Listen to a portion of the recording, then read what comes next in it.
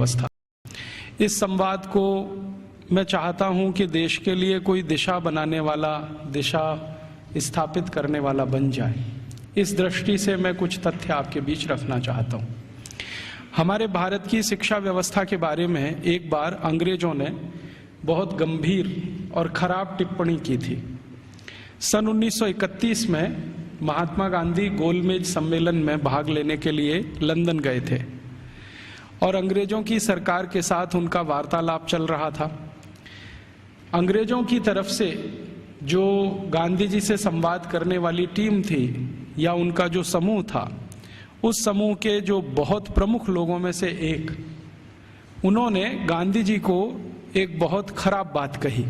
उन्होंने ये कहा कि अगर अंग्रेज भारत नहीं आते तो भारत की शिक्षा व्यवस्था तो कभी भी बन नहीं पाती। गांधी जी ने इसका विरोध किया और उन्होंने कहा कि अगर अंग्रेज नहीं आते तो भारत की शिक्षा व्यवस्था ज्यादा अच्छी होती, क्योंकि अंग्रेजों के आने के पहले की भारत की शिक्षा व्यवस्था बहुत ही उत्तम थी। ये गांधी जी ने कहा। तो अंग्रेज अधिकारियों ने गांधी जी से कहा कि आप ऐसा किस आधार पर कहते हैं? तो गांधी जी ने कहा कि मेरे देश को मैंने बहुत नज़दीक से देखा है, गांव-गांव में मैंने प्रवास किया है, वहाँ जो कुछ भी शिक्षा व्यवस्था के पुराने खंडहर दिखाई दे रहे हैं, उनके आधार पर मैं कह सकता हूँ कि भूतकाल में हमारी शिक्षा व्यवस्था बहुत अच्छी थी और बहुत मजबूत थी। उसी समय गांधी जी के साथ उन अंग्रेज अधिकारियों का विवाद हो गया और गांधी जी की गोलमेज यात्रा समाप्त होने के बाद अंग्रेज अधिकारियों ने अपनी तरफ से एक वक्तव्य जारी किया जो लंदन के सभी प्रमुख समाचार पत्रों में छपा और उसमें यह कहा गया कि गांधी जी को अपने देश की शिक्षा व्यवस्था के बारे में गर्व है, लेकिन उनके पास इस बात का कोई आधार और सबूत नहीं है कि भारत की शिक्षा व्यवस्था अंग्रेजों के आने के पहले कैसी थी। ये गांधी जी के पास कोई प्रमाण नहीं है, लिहाजा हम मानेंगे नहीं कि गांधी जी की बात सही है। और इस तरह से उस पर एक बहस चल पड़ी। भारत लौटने के बाद महात्मा गांधी ने उस बहस को बंद नहीं किया और लगातार उसको जिंदा रखा। गांधी जी के जो बहुत नजदीकी लोगों में से काम करने वाले एक व्यक्ति जो इस समय भी जीवित हैं और जो भारत के बहुत प्रमुख इतिहासकारों में माने जाते हैं, उनका नाम है प्रोफेसर धर्मपाल। जब भारत आजाद हो गया 15 अगस्त 1947 को, तो प्रोफेसर धर्मपाल जो गांधी जी के साथ भारत छोड़ो आंदोलन में शामिल हुए थे, उन्होंने गांधी जी को पूछा कि अच्छा अब मेरा काम क्या है? आज़ादी आ गई, सरकार बन गई, अब बताइए मेरा काम क्या है? तो गांधी जी ने कहा कि देखो, मैं 1931 में गोलमेज सम्मेलन में लंदन गया था।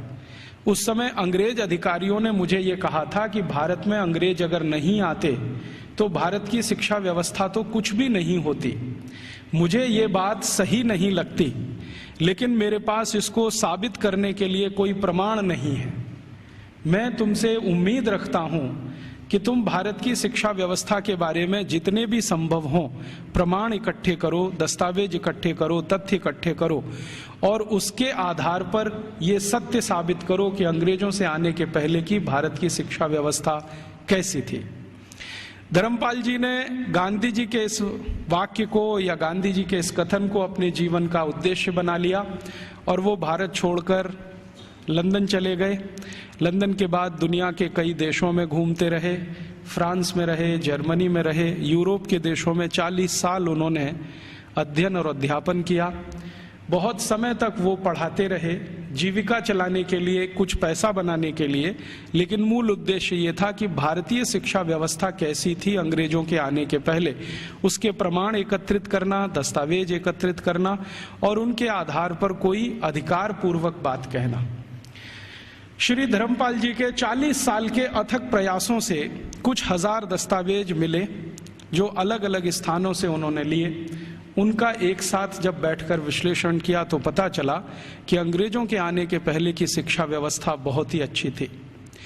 अभी थोड़े दिन पहले हमारे देश में एक घटना घटित हुई, वो इससे बहुत जुड़ी हुई है जो मैं कहने जा रहा हूं।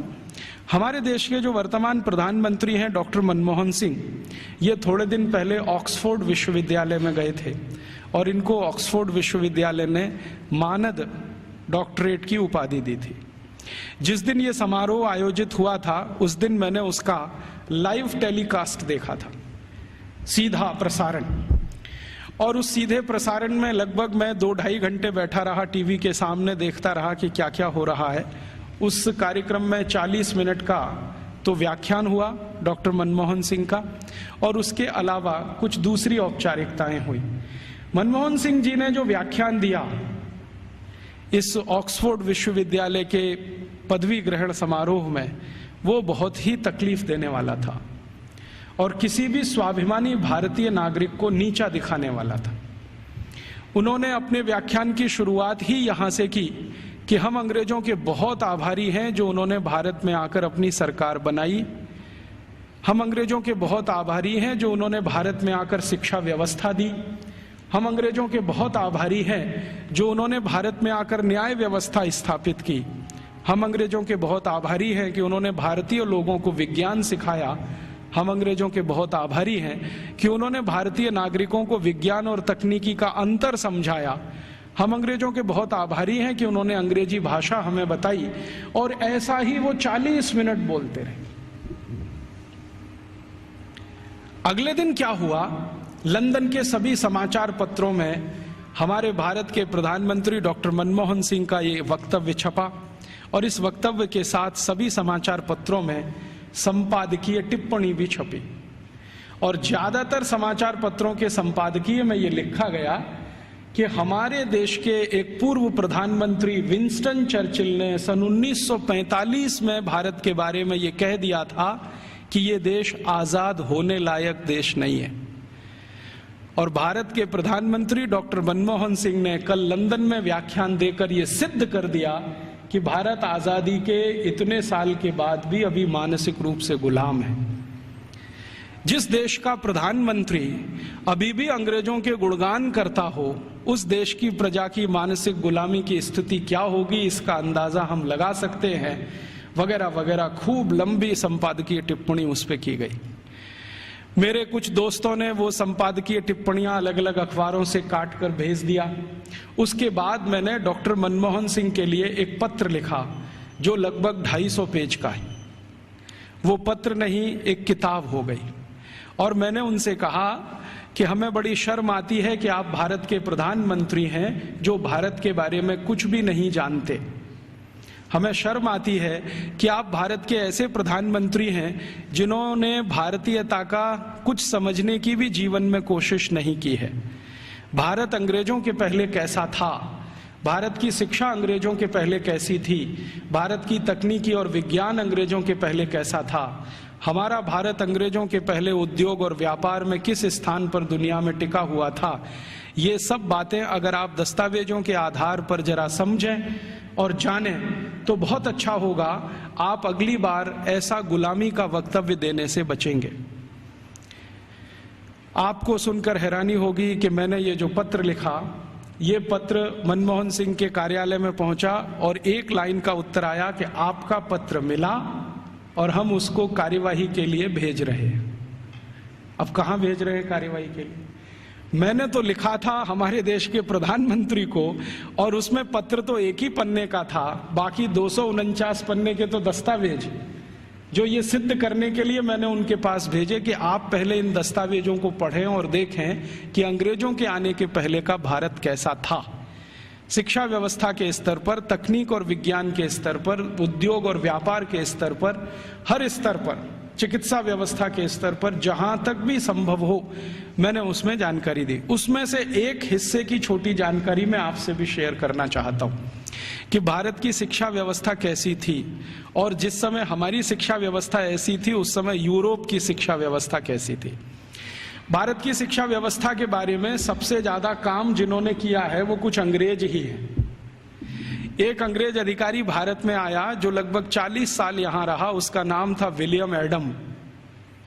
विलियम एडम बहुत उच्च स्तर का अधिकारी था। अंग्रेजों की जो संसद का एक हिस्सा है हाउस ऑफ लॉर्ड्स, उसमें बहुत दिनों तक वो सांसद था और भारत में उसको बहुत उच्च स्तर का अधिकारी बनाकर भेजा गया था। उसकी हैसियत इतनी बड़ी थी कि वो भारत में आकर अगर गवर्नर को या वायसराय को कोई सुझाव दे दे तो वायसराय उसको कानून बनाने के लिए मजबूर होता था। विलियम एडम इस स्तर का अधिकारी था।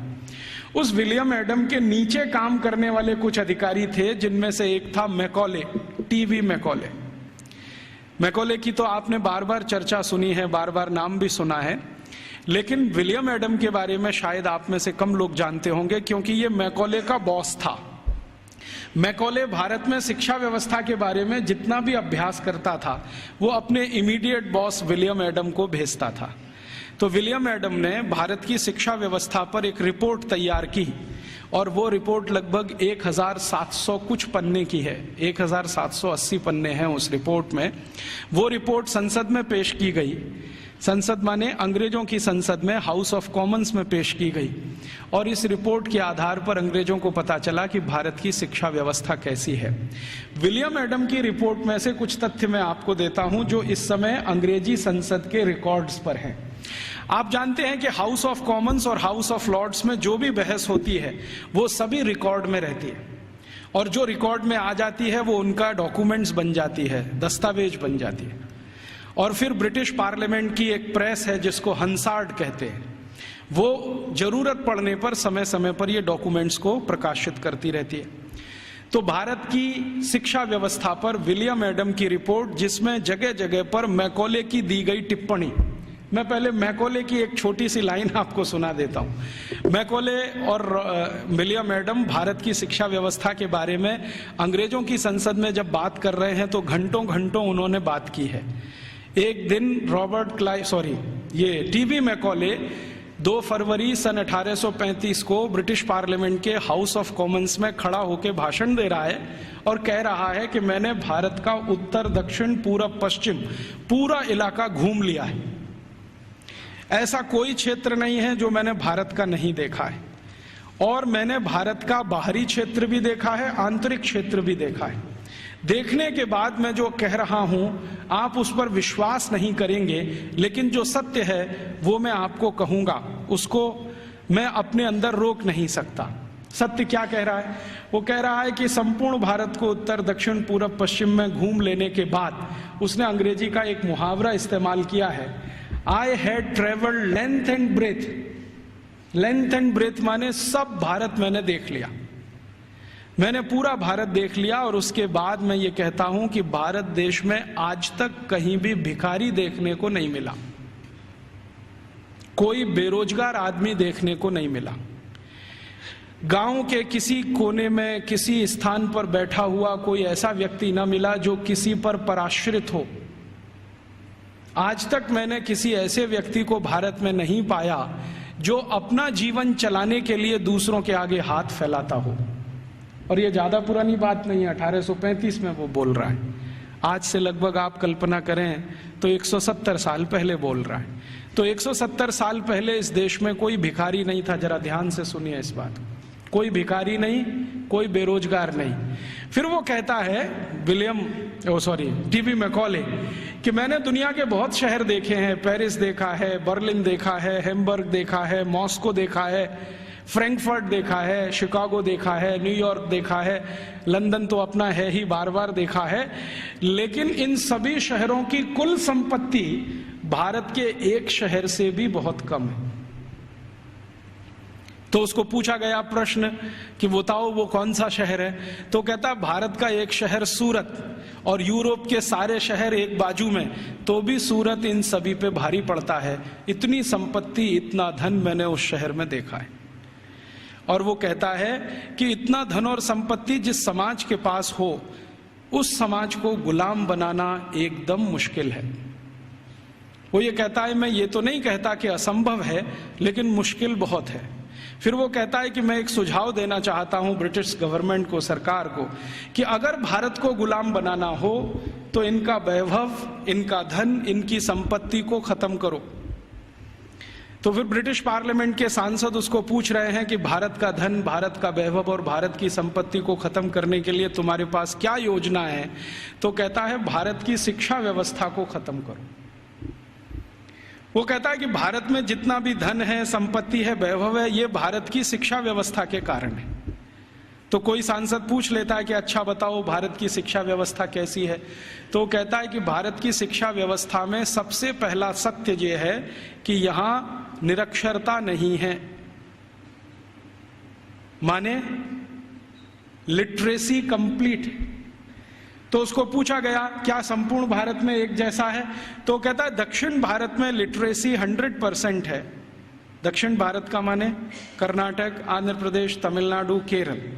तो कहता है दक्षिण में तो 100% है, पश्चिम भारत में 98% है, 98% है, उत्तर भारत में लगभग 82% के आसपास है, मध्य भारत और बचे हुए भारत में लगभग 87% के आसपास है।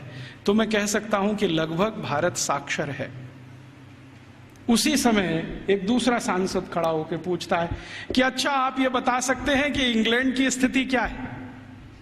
तो उन्होंने कहा ये मैं तो नहीं बता सकता, एजुकेशन मिनिस्टर बैठे हैं वो बताएं। तो एजुकेशन मिनिस्टर खड़े होकर बोलते हैं कि जब भारत की साक्षरता लगभग 100% है, उस समय इंग्लैंड माने 3 राज्यों का समूह, अभी जिसको आजकल ब्रिटेन कहा जाने लगा है, स्कॉटलैंड, आयरलैंड और न्यू साउथ वेल्स मिला के, तो वो कहते हैं कि ये जो 3 राज्यों का समूह है जिसको ब्रिटेन कहा जाता है, इसमें कुल साक्षरता 17% भी नहीं है।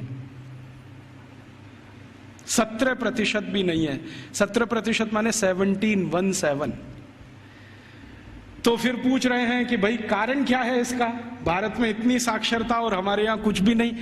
तो वो कह रहा है टीवी मैकॉले के इस समय भारत में 7,32,000 रेवेन्यू विलेजेस हैं, राजस्व वाले गांव। तो नॉन रेवेन्यू वाले, उसने कहा वो मुझे नहीं मालूम। वो कह रहा 7,32,000 राजस्व गांव हैं और ऐसा एक भी राजस्व गांव नहीं है जहां पर स्कूल की व्यवस्था नहीं है। तो फिर उसको प्रश्न पूछा गया कि क्या भारत के लोग इसको स्कूल कहते हैं, तो उन्होंने कहा नहीं, मैंने कहा है स्कूल, भारत के लोग इसको गुरुकुल कहते हैं। उसने गुरुकुल को स्कूल में ट्रांसलेट किया है। बाद में वो कहता है कि शायद मेरे पास कोई शब्द नहीं है जो गुरुकुल के बराबर हो, तो मैं स्कूल कहता हूं। तो हम ऐसा मान लें कि मैकॉले बोल रहा है 2 फरवरी 1835 को हाउस ऑफ कॉमन्स में कि भारत के 7,32,000 गांवों में कोई भी ऐसा गांव नहीं है जहां पर गुरुकुल ना हो। इसका अर्थ क्या है, हर गांव में एक गुरुकुल है।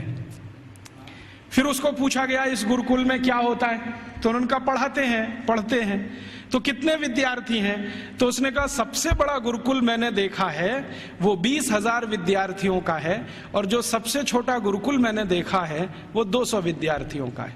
माने जो गुरुकुलों के बड़े होने का अंदाजा हम लगाना चाहें तो 200 विद्यार्थियों से लेकर 20,000 विद्यार्थियों तक के गुरुकुल इस देश में चलते हैं 1835 के आसपास। फिर वो पूछ रहे हैं कि ये जो 20,000 विद्यार्थियों का गुरुकुल है इसकी व्यवस्था कैसे होती है, ये तो बहुत बड़े विद्यार्थियों का समूह है, कैसे पढ़ाते हैं, व्यवस्था कैसे होता है। तो वो कहता है कि भारत के इन सभी गुरुकुलों में मॉनिटोरियल एजुकेशन होती है। मॉनिटोरियल एजुकेशन का मतलब हम सब समझते हैं कि आचार्य ने किसी विद्यार्थी वर्ग को तैयार किया, मान लीजिए उसमें 50 विद्यार्थी, अब वो 50 विद्यार्थी अपने से नीचे वालों को पढ़ाएंगे, और वो 50 विद्यार्थियों ने जिनको पढ़ाया वो उनसे अपने नीचे वालों को पढ़ाएंगे। तो वो कहते हैं कि एक आचार्य अगर है और उसके साथ 50-60 विद्यार्थियों का समूह है जिनको वो नियमित रूप से पढ़ाते हैं, तो वो 20,000 विद्यार्थियों का गुरुकुल आराम से संभालते हैं। और उसने परिभाषा दिया है कि जो आचार्य 20,000 विद्यार्थियों के गुरुकुल को संभालते हैं उनको भारत में कुलपति कहा जाता है। कुलपति माने 20,000 विद्यार्थियों के समूह की शिक्षा व्यवस्था करवाने वाला व्यक्ति, उसको कुलपति कहा जाता है। फिर उसको पूछा गया है कि ये जो गुरुकुल चलते हैं इनमें विद्यार्थी हैं वो किस वर्ग के हैं, तो वो कहता है कि भारत के नागरिक 4 वर्णों की बात करते हैं, ब्राह्मण, क्षत्रिय, वैश्य और शूद्र। तो वो कहता है कि ये सभी विद्यार्थी इन समूहों में से आते हैं। तो एक अंग्रेज उसको पूछ रहा है कि हमने तो कभी सुना था कि भारत में ज्यादा शिक्षा ब्राह्मणों के लिए है। वो कहता है नहीं, दस्तावेज बताते हैं कि ब्राह्मणों के लिए भी शिक्षा है, वैश्यों के लिए भी है, क्षत्रियों के लिए भी है और शूद्रों के लिए भी है। तो फिर उसको पूछ रहे हैं कि क्या तुम परसेंटेज में ये बता सकते हो कि ब्राह्मण कितने हैं, वैश्य कितने हैं, क्षत्रिय कितने हैं, शूद्र कितने हैं। तो वो कहता है कि दक्षिण भारत के जितने गुरुकुल हैं उनमें शूद्रों की संख्या सबसे ज्यादा है, और पश्चिम भारत के जितने गुरुकुल हैं उनमें वैश्यों और ब्राह्मणों की संख्या लगभग बराबर है, और उत्तर भारत के जितने गुरुकुल हैं उनमें सबसे ज्यादा संख्या क्षत्रियों की है, और बाकी जो 3 हैं ब्राह्मण, वैश्य और शूद्र ये लगभग बराबर हैं, और मध्य भारत में लगभग सब बराबर है। तो कुछ लोग चौंक जाते हैं, वो ये कहते हैं ये कैसे संभव है कि शूद्रों की संख्या दक्षिण भारत के गुरुकुलों में सबसे ज्यादा है। तो वो कहता है शूद्रों की ही नहीं, दक्षिण भारत के गुरुकुलों में महिलाओं की संख्या, लड़कियों की संख्या भी सबसे ज्यादा है। तो वो एक उत्तर दे रहा है प्रश्न का जिसमें वो बोल रहा है कि दक्षिण भारत के गुरुकुलों में लगभग 58% लड़कियां हैं और 42% लड़के हैं। तो फिर उसको पूछा गया ये कैसे संभव हो रहा है भारत में। तो कहता है कि इट क्वाइट नेचुरल, ये स्वाभाविक है, क्योंकि दक्षिण भारत में महिलाओं की संख्या, लड़कियों की संख्या लड़कों से ज्यादा है। और वो कह रहा है वैसे तो भारत में सभी जगह लड़कियों की संख्या लड़कों से ज्यादा है, और आप जानते हैं कि 1881 में अंग्रेजों ने जब पहला सेंसस कराया, पहला जनसंख्या सर्वेक्षण कराया, तो उसमें भी रेशियो यही निकलता है, महिलाएं लगभग 53% हैं और 47% पुरुष हैं। तो वो कह रहा है कि गुरुकुलों में दक्षिण में लड़कियां बहुत ज्यादा पढ़ती हैं। फिर वो पूछ रहा है कि इन लड़कियों को पढ़ाने के लिए जो अध्यापक हैं, तो वो कहता है कि वो सब महिलाएं ही हैं। लड़कों को पढ़ाने के लिए पुरुष हैं, लड़कियों को पढ़ाने के लिए महिलाएं हैं। तो फिर उससे पूछा जा रहा है कि ये जो अध्यापक पढ़ाते हैं इनके लिए कोई ट्रेनिंग सेंटर है क्या। तो वो कह रहा है कि सभी गुरुकुलों के साथ उच्च अध्ययन केंद्र जुड़े हुए हैं जहां पर इन अध्यापकों को तैयार किया जाता है, और तैयार होने के बाद वो गुरुकुलों में पढ़ाने का काम शुरू कर देते हैं। हर गुरुकुल के साथ एक उच्च अध्ययन केंद्र है। फिर उसके साथ पूछा जा रहा है कि अच्छा ये बताओ भारत के इन स्कूलों में, माफ करो गुरुकुलों में क्या विषय पढ़ाए जाते हैं। तो वो गिना रहा है कि 18 विषय पढ़ाए जाते हैं, 18 विषय पढ़ाए जाते हैं। सबसे ज्यादा किस विषय पर जोर दिया जाता है। तो वो कहता है कि भारत के गुरुकुलों में सबसे ज्यादा गणित पढ़ाया जाता है। तो ये गणित कौन सा पढ़ाया जाता है। तो वो कहता है वैदिक गणित पढ़ाया जाता है। तो फिर अंग्रेज पूछ रहे हैं कि हमारे यहाँ एक कॉमर्शियल मैथमेटिक्स है, तो उनका भारत वाले उसको पढ़ते नहीं है और उसमें उनकी ज्यादा रुचि भी नहीं है, वो वैदिक मैथमेटिक्स में ज्यादा रुचि लेते हैं। फिर दूसरा कौन सा विषय है जो सबसे ज्यादा पढ़ाया जाता है गणित के बाद। तो कहता है दूसरा सबसे बड़ा विषय है खगोल शास्त्र, इसको सब भारतवासी पढ़ते हैं। फिर तीसरा कौन सा विषय है। तो वो कहता है मेटलर्जी, माने धातु विज्ञान। फिर चौथा कौन सा विषय है। तो वो कहता है कि कारीगरी, कारीगरी माने जो विभिन्न तरह की कारीगरियां गांवों में रहती हैं। हमारे सभी गांवों में 18 तरह के कारीगर होते हैं। कोई लोहे का काम करने वाला, कोई लकड़ी का काम करने वाला, कोई बांस का काम करने वाला, कोई मिट्टी का काम करने वाला। तो वो कह रहा है कि सभी गुरुकुलों में ये कारीगरी पढ़ाई जाती है, 18 विषय उसमें अलग हैं। फिर वो पूछ रहा है कि इसके आगे के विषय बताओ। तो कहते हैं वो कि एस्ट्रोफिजिक्स पढ़ाते हैं। एस्ट्रोफिजिक्स समझते हैं, मॉडर्न साइंस का विषय है, और भारत में 1835 में सभी गुरुकुलों में ये पढ़ाया जाता है एस्ट्रोफिजिक्स। फिर और क्या पढ़ाते हैं। तो कहते हैं रसायन शास्त्र पढ़ाते हैं। रसायन शास्त्र के साथ और क्या पढ़ाते हैं। तो कहता है चिकित्सा शास्त्र पढ़ाते हैं। चिकित्सा शास्त्र में क्या विषय हैं। तो वो कहता है औषधि विज्ञान एक है और शल्य क्रिया दूसरा है, माने सर्जरी है और मेडिसिन है। और ऐसे ऐसे करके वो 18 विषय को गिनाता है। तो फिर वो पूछते हैं कि कैसे संभव है कि भारत के विद्यार्थी ये 18 विषय पढ़ लेते हैं। तो वो बताता है कि भारत के विद्यार्थियों को गुरुकुल में जब प्रवेश मिलता है तो वो सामान्य रूप से 5 वर्ष के होते हैं, और जब वो गुरुकुल से पढ़कर निकलते हैं तो उनकी उम्र 21 और 22 वर्ष की होती है। लगभग उनको इतना समय मिलता है 15 साल का, जितने में वो सब पढ़ लेते हैं।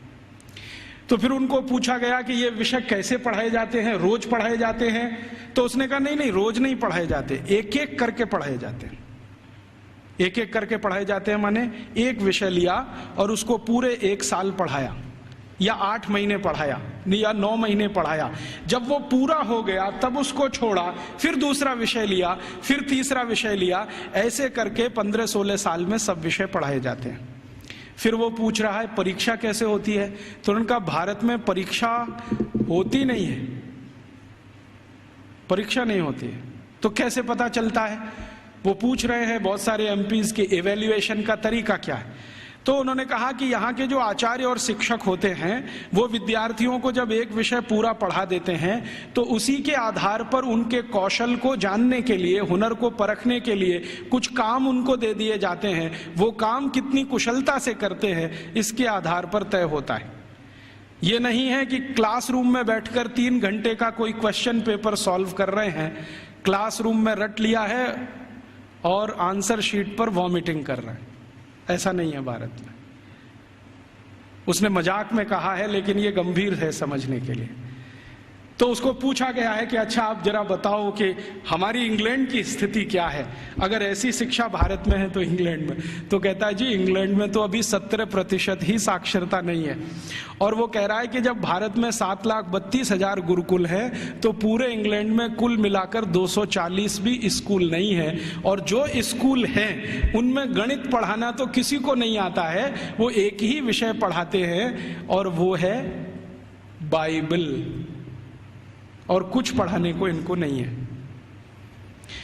मुझे थोड़ा इंटरेस्ट आया विलियम एडम की रिपोर्ट पढ़ने के बाद, तो मैंने इंग्लैंड के पिछले 400 साल के इतिहास के दस्तावेज इकट्ठे किए। तो पता चला कि इंग्लैंड में 16वीं शताब्दी तक तो कोई भी स्कूल नहीं था। आप जरा ध्यान से सुनना इन बातों। 16वीं शताब्दी तक तो कोई स्कूल नहीं था।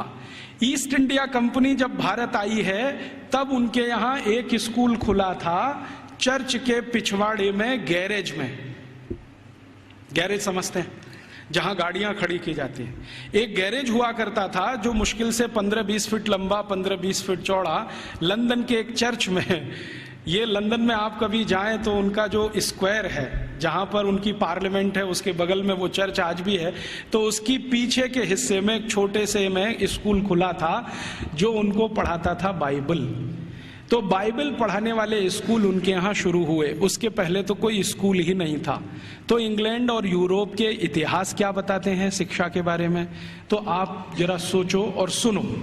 यूरोप का जो सबसे बड़ा इतिहासकार, सबसे बड़ा दार्शनिक, सबसे बड़ा फिलोसोफर, सबसे बड़ा सब कुछ, जो यूरोप में भगवान के अगला अवतार माना जाता है, उसका नाम है प्लेटो।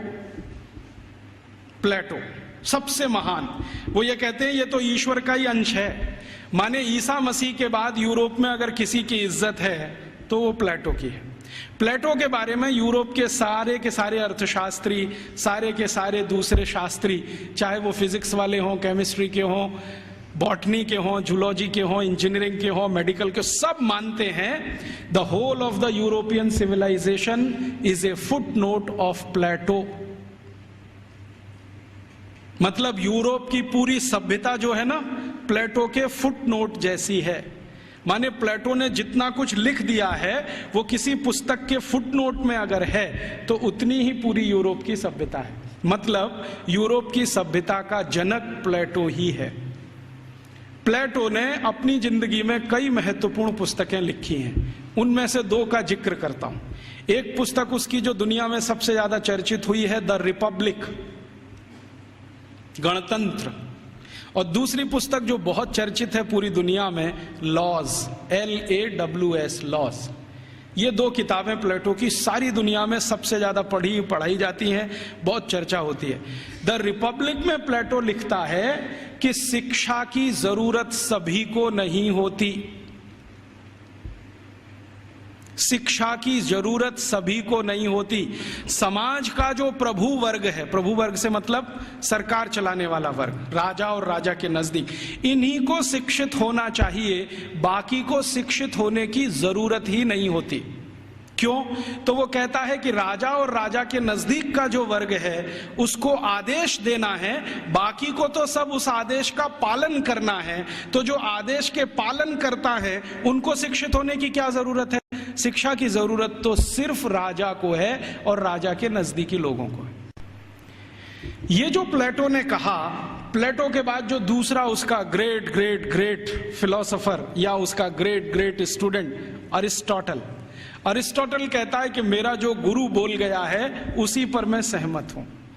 शिक्षा की जरूरत सभी को नहीं होती। समाज का जो प्रभु वर्ग है, माने जो संचालन करता है राज्य का, उसके राजा, मंत्रियों के नजदीकी अधिकारी, बस इनको पढ़ाई होनी चाहिए, बाकी किसी को नहीं।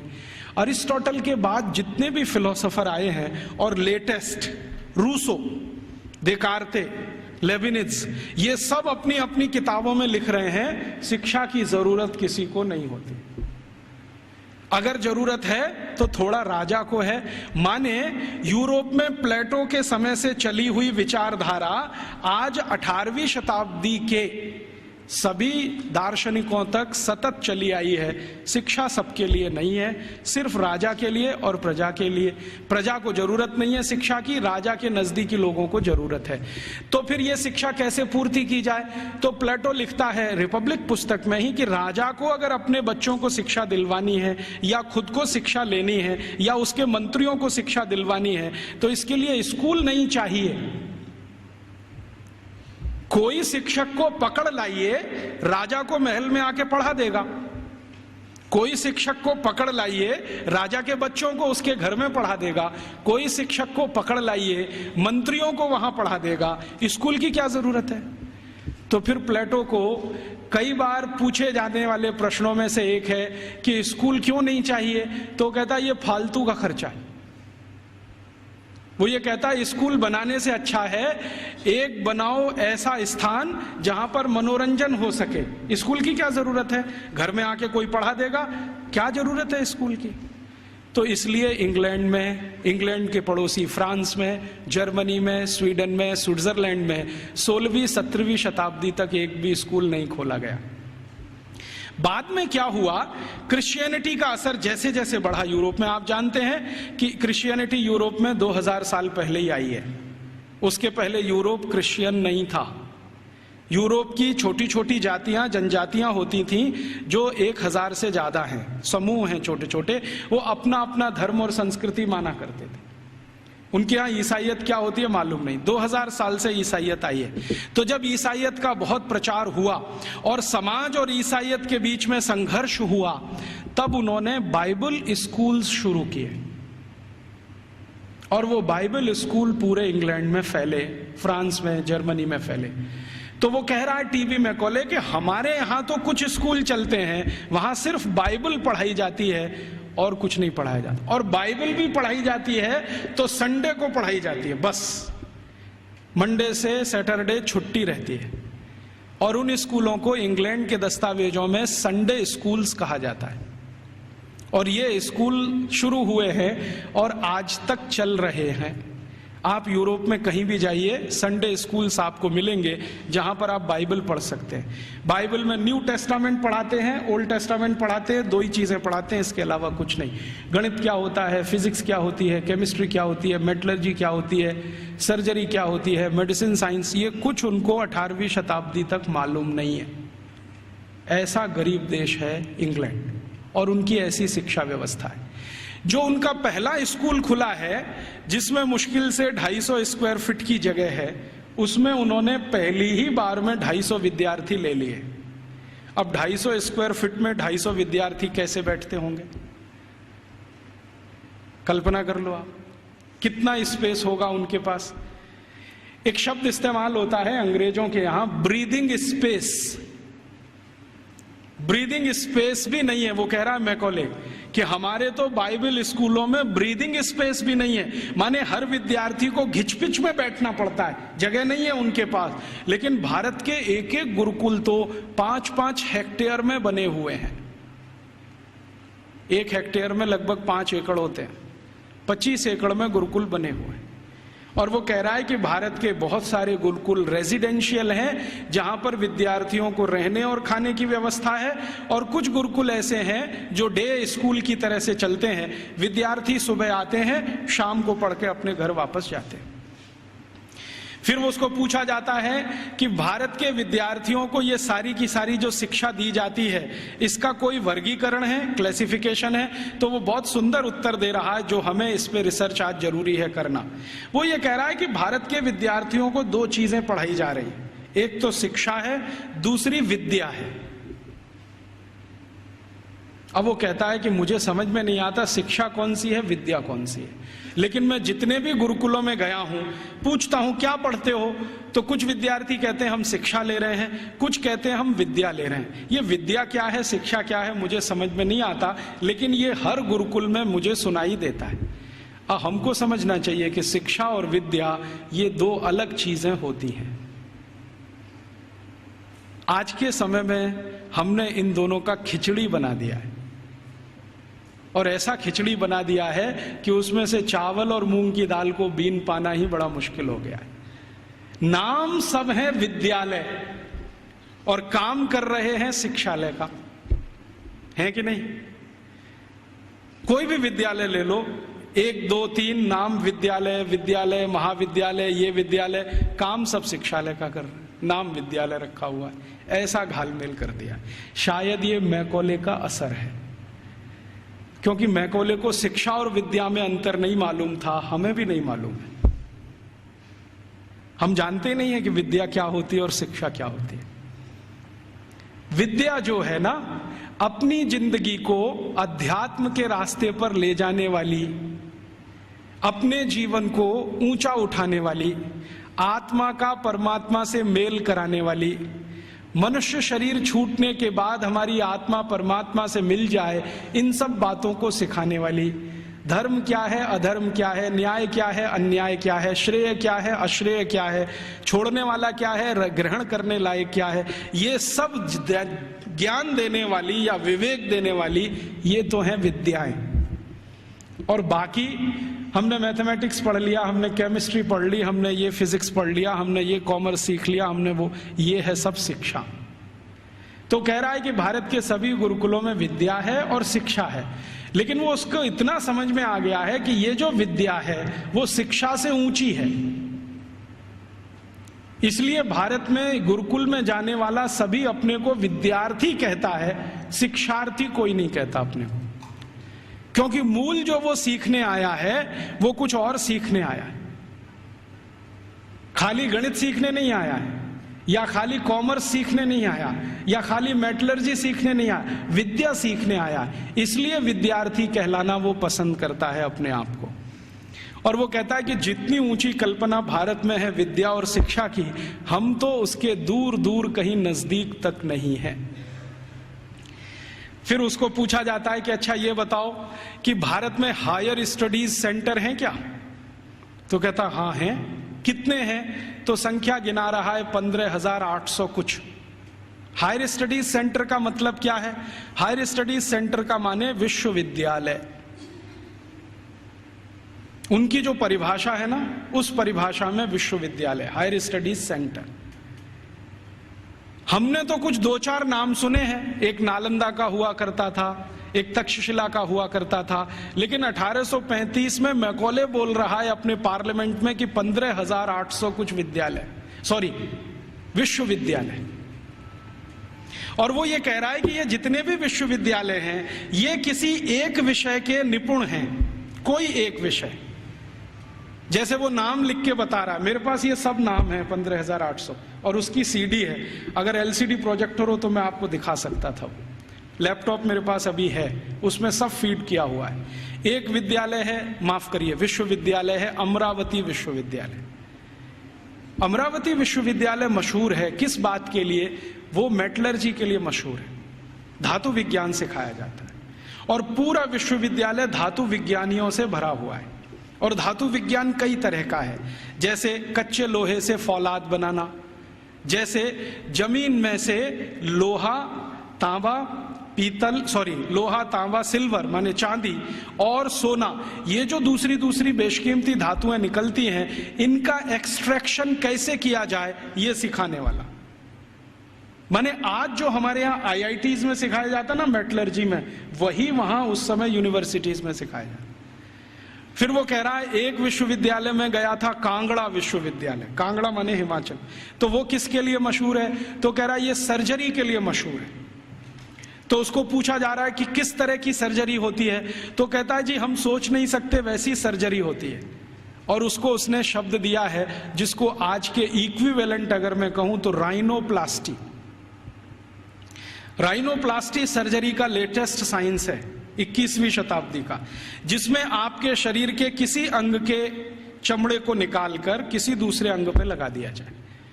और ये 1835 में वो बोल रहा है कि कांगड़ा विश्वविद्यालय में तो ये सब सिखाया जाता है और सब सीखते हैं राइनोप्लास्टी। तो वो कहता है मैंने मेरी आंखों से एक ऑपरेशन देखा है जिसमें पैर के नीचे के हिस्से से माने घुटने से नीचे के हिस्से से चमड़ी निकालकर नाक पर लगाई गई, और वो कहता है 21 दिन में वो पूरा ठीक हो गया है, पता ही नहीं चलता है कि इसका कोई ऑपरेशन हुआ है। ग्राफ्टिंग जिसको कहते हैं, स्किन ग्राफ्टिंग। और ये 1835 में भारत में होता है। कांगड़ा विश्वविद्यालय का उसने लंबा डिस्क्रिप्शन किया है कि मैंने ऐसा देखा, मैंने वैसा देखा। फिर इसी तरह एक अंग्रेज अधिकारी है, वो खड़ा होकर चिल्लाने लगता, हाँ मैंने भी देखा है, कर्नल कूट उसका नाम। जैसे ही उसने सुना तो वो भी खड़ा हो गया। उसने कहा मैंने भी देखा है, एक बार मैं भारत देश गया था, हैदर अली के साथ मैंने युद्ध लड़ा था, हैदर अली ने मुझे परास्त कर दिया था, मेरी नाक काट दी थी, मैं कटी हुई नाक लेके वहां से भागा था, और बेलगाम नाम का भारत में कोई एक गांव है, वहां के एक वैद्य ने मेरी नाक का ऑपरेशन किया था और जोड़ दिया था, और अभी वो नाक मेरी ऐसी है। वो खड़े होकर बोल रहा है। तो उसको सब सांसद पूछ रहे हैं कि अच्छा तुम्हारी नाक ही काटी थी, सिर क्यों नहीं काटा?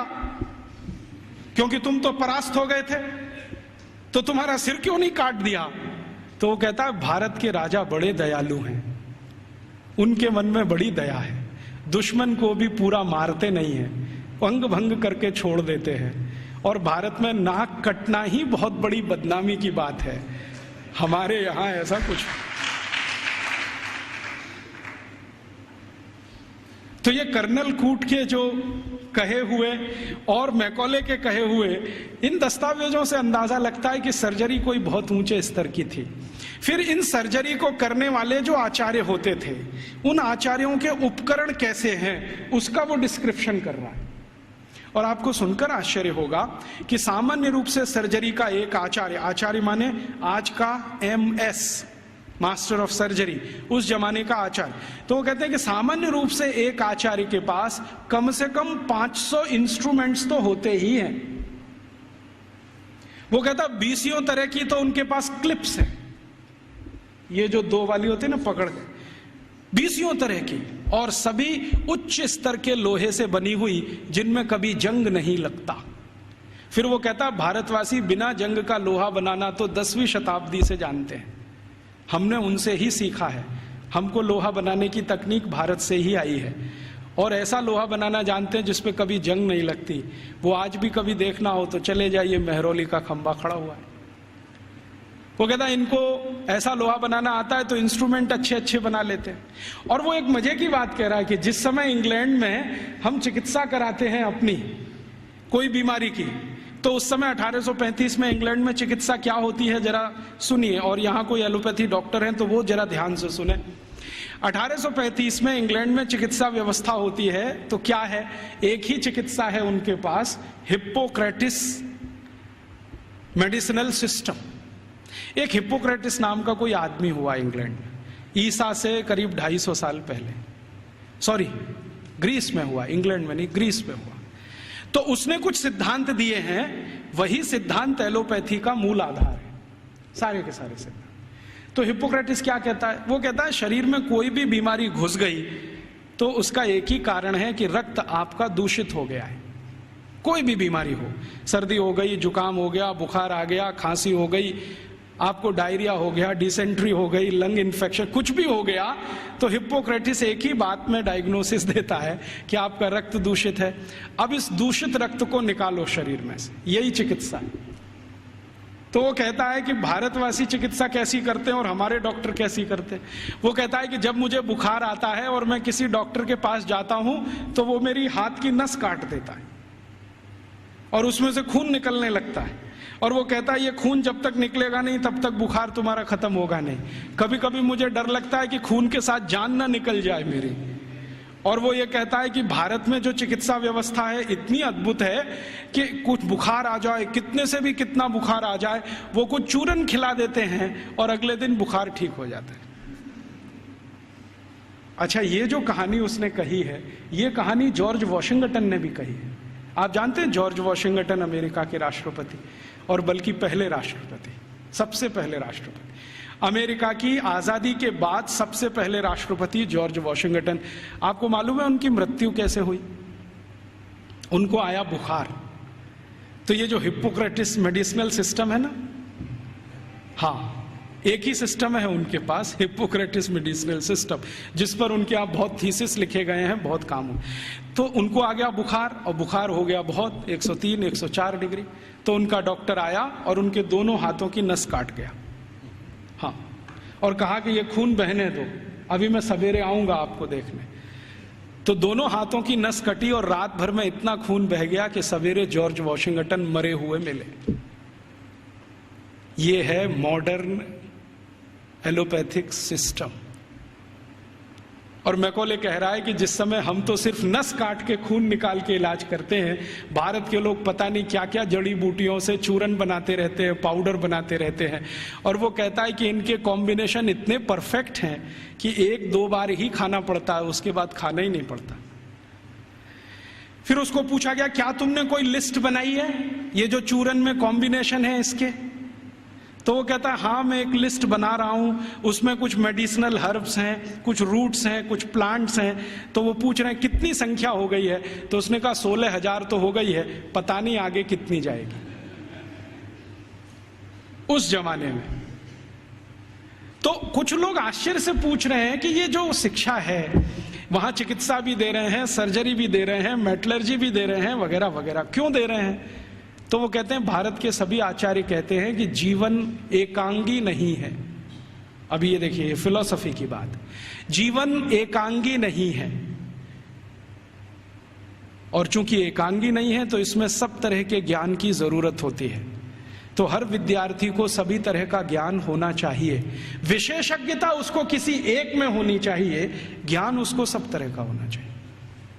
तो कहता है कि जो प्राइमरी लेवल की ज्ञान है वो सबको दी जाती है, मेडिसिन की, सर्जरी की, मेटलर्जी की, मैथमेटिक्स की।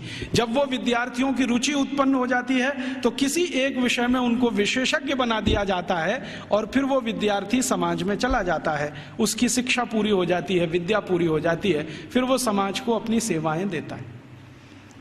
और वो एक बहुत महत्व की बात कह रहा है कि भारत के विद्यार्थी इन सब गुरुकुलों से जब पढ़कर निकलते हैं तो उनको संकल्प कराया जाता है, संकल्प कराया जाता है।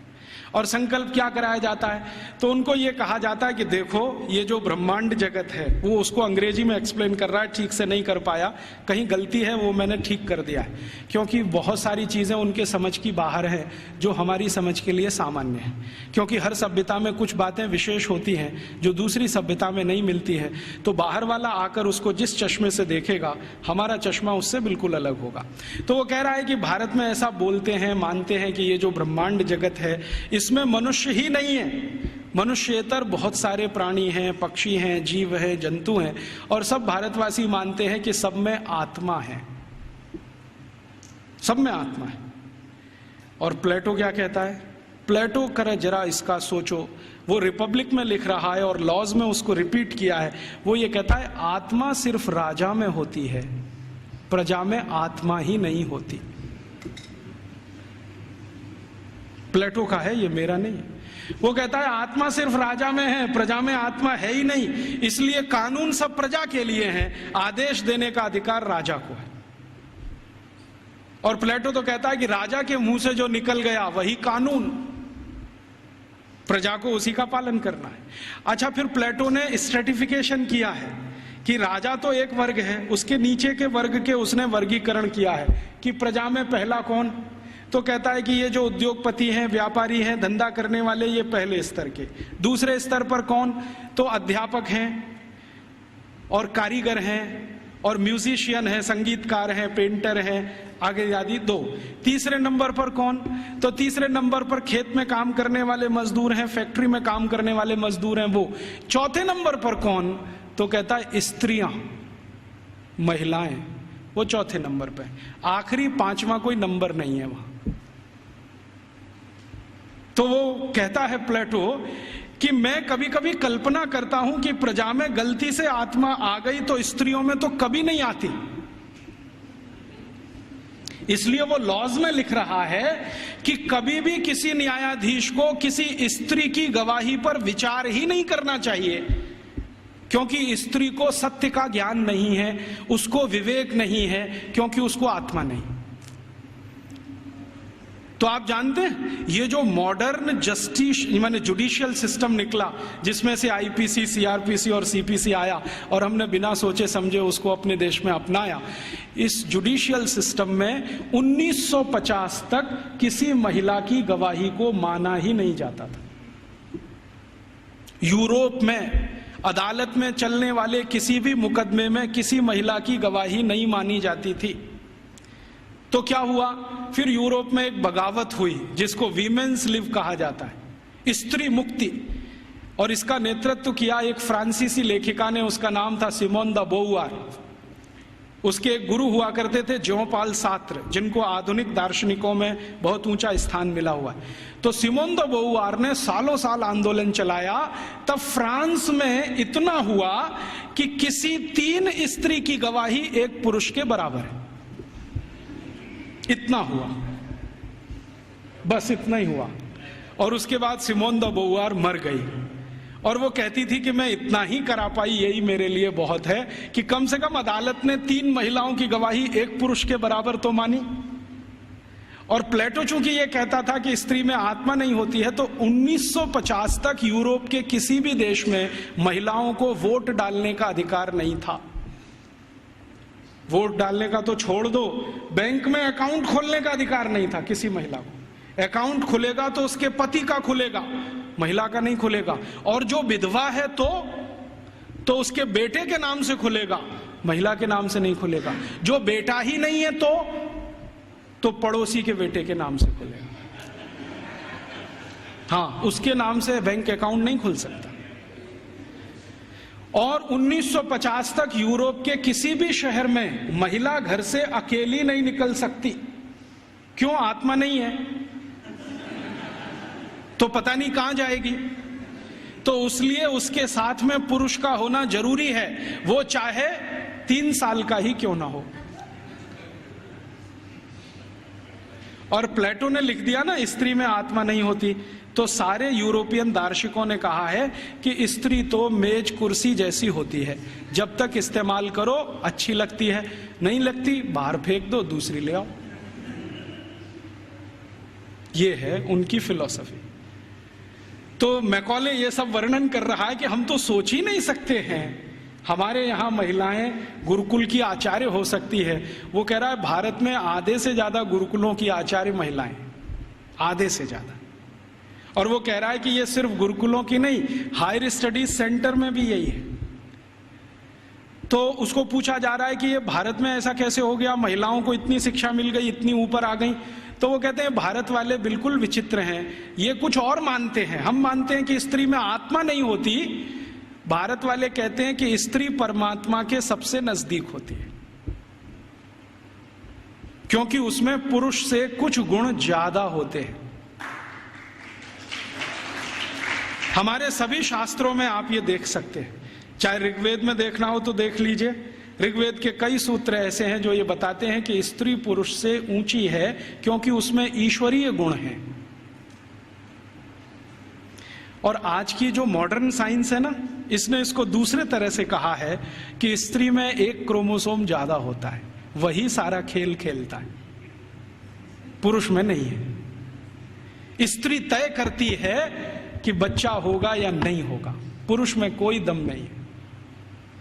तो ये आज की मॉडर्न साइंस कहती है। हमारी साइंस तो बहुत पहले कह चुकी है कि स्त्री ईश्वर के सबसे नजदीक है। हमारे कई शास्त्रों में ऐसे सूत्र हैं जो ये कहते हैं कि जब समाज को ये पता ना चले कि क्या करना क्या नहीं करना, तो स्त्रियों से पूछो, वो बताएंगे कि क्या करना। क्यों? क्योंकि उनको फंक्शनल नॉलेज सबसे ज्यादा होती है। फंक्शनल नॉलेज हम समझते हैं जो क्रियात्मक ज्ञान है, जिससे कुछ हो जाता है, ऐसा ज्ञान उनको सबसे ज्यादा है। और फालतू ज्ञान पुरुषों को बहुत होता है। और उसका तमाशा देखना हो तो भारत की संसद को देख लो।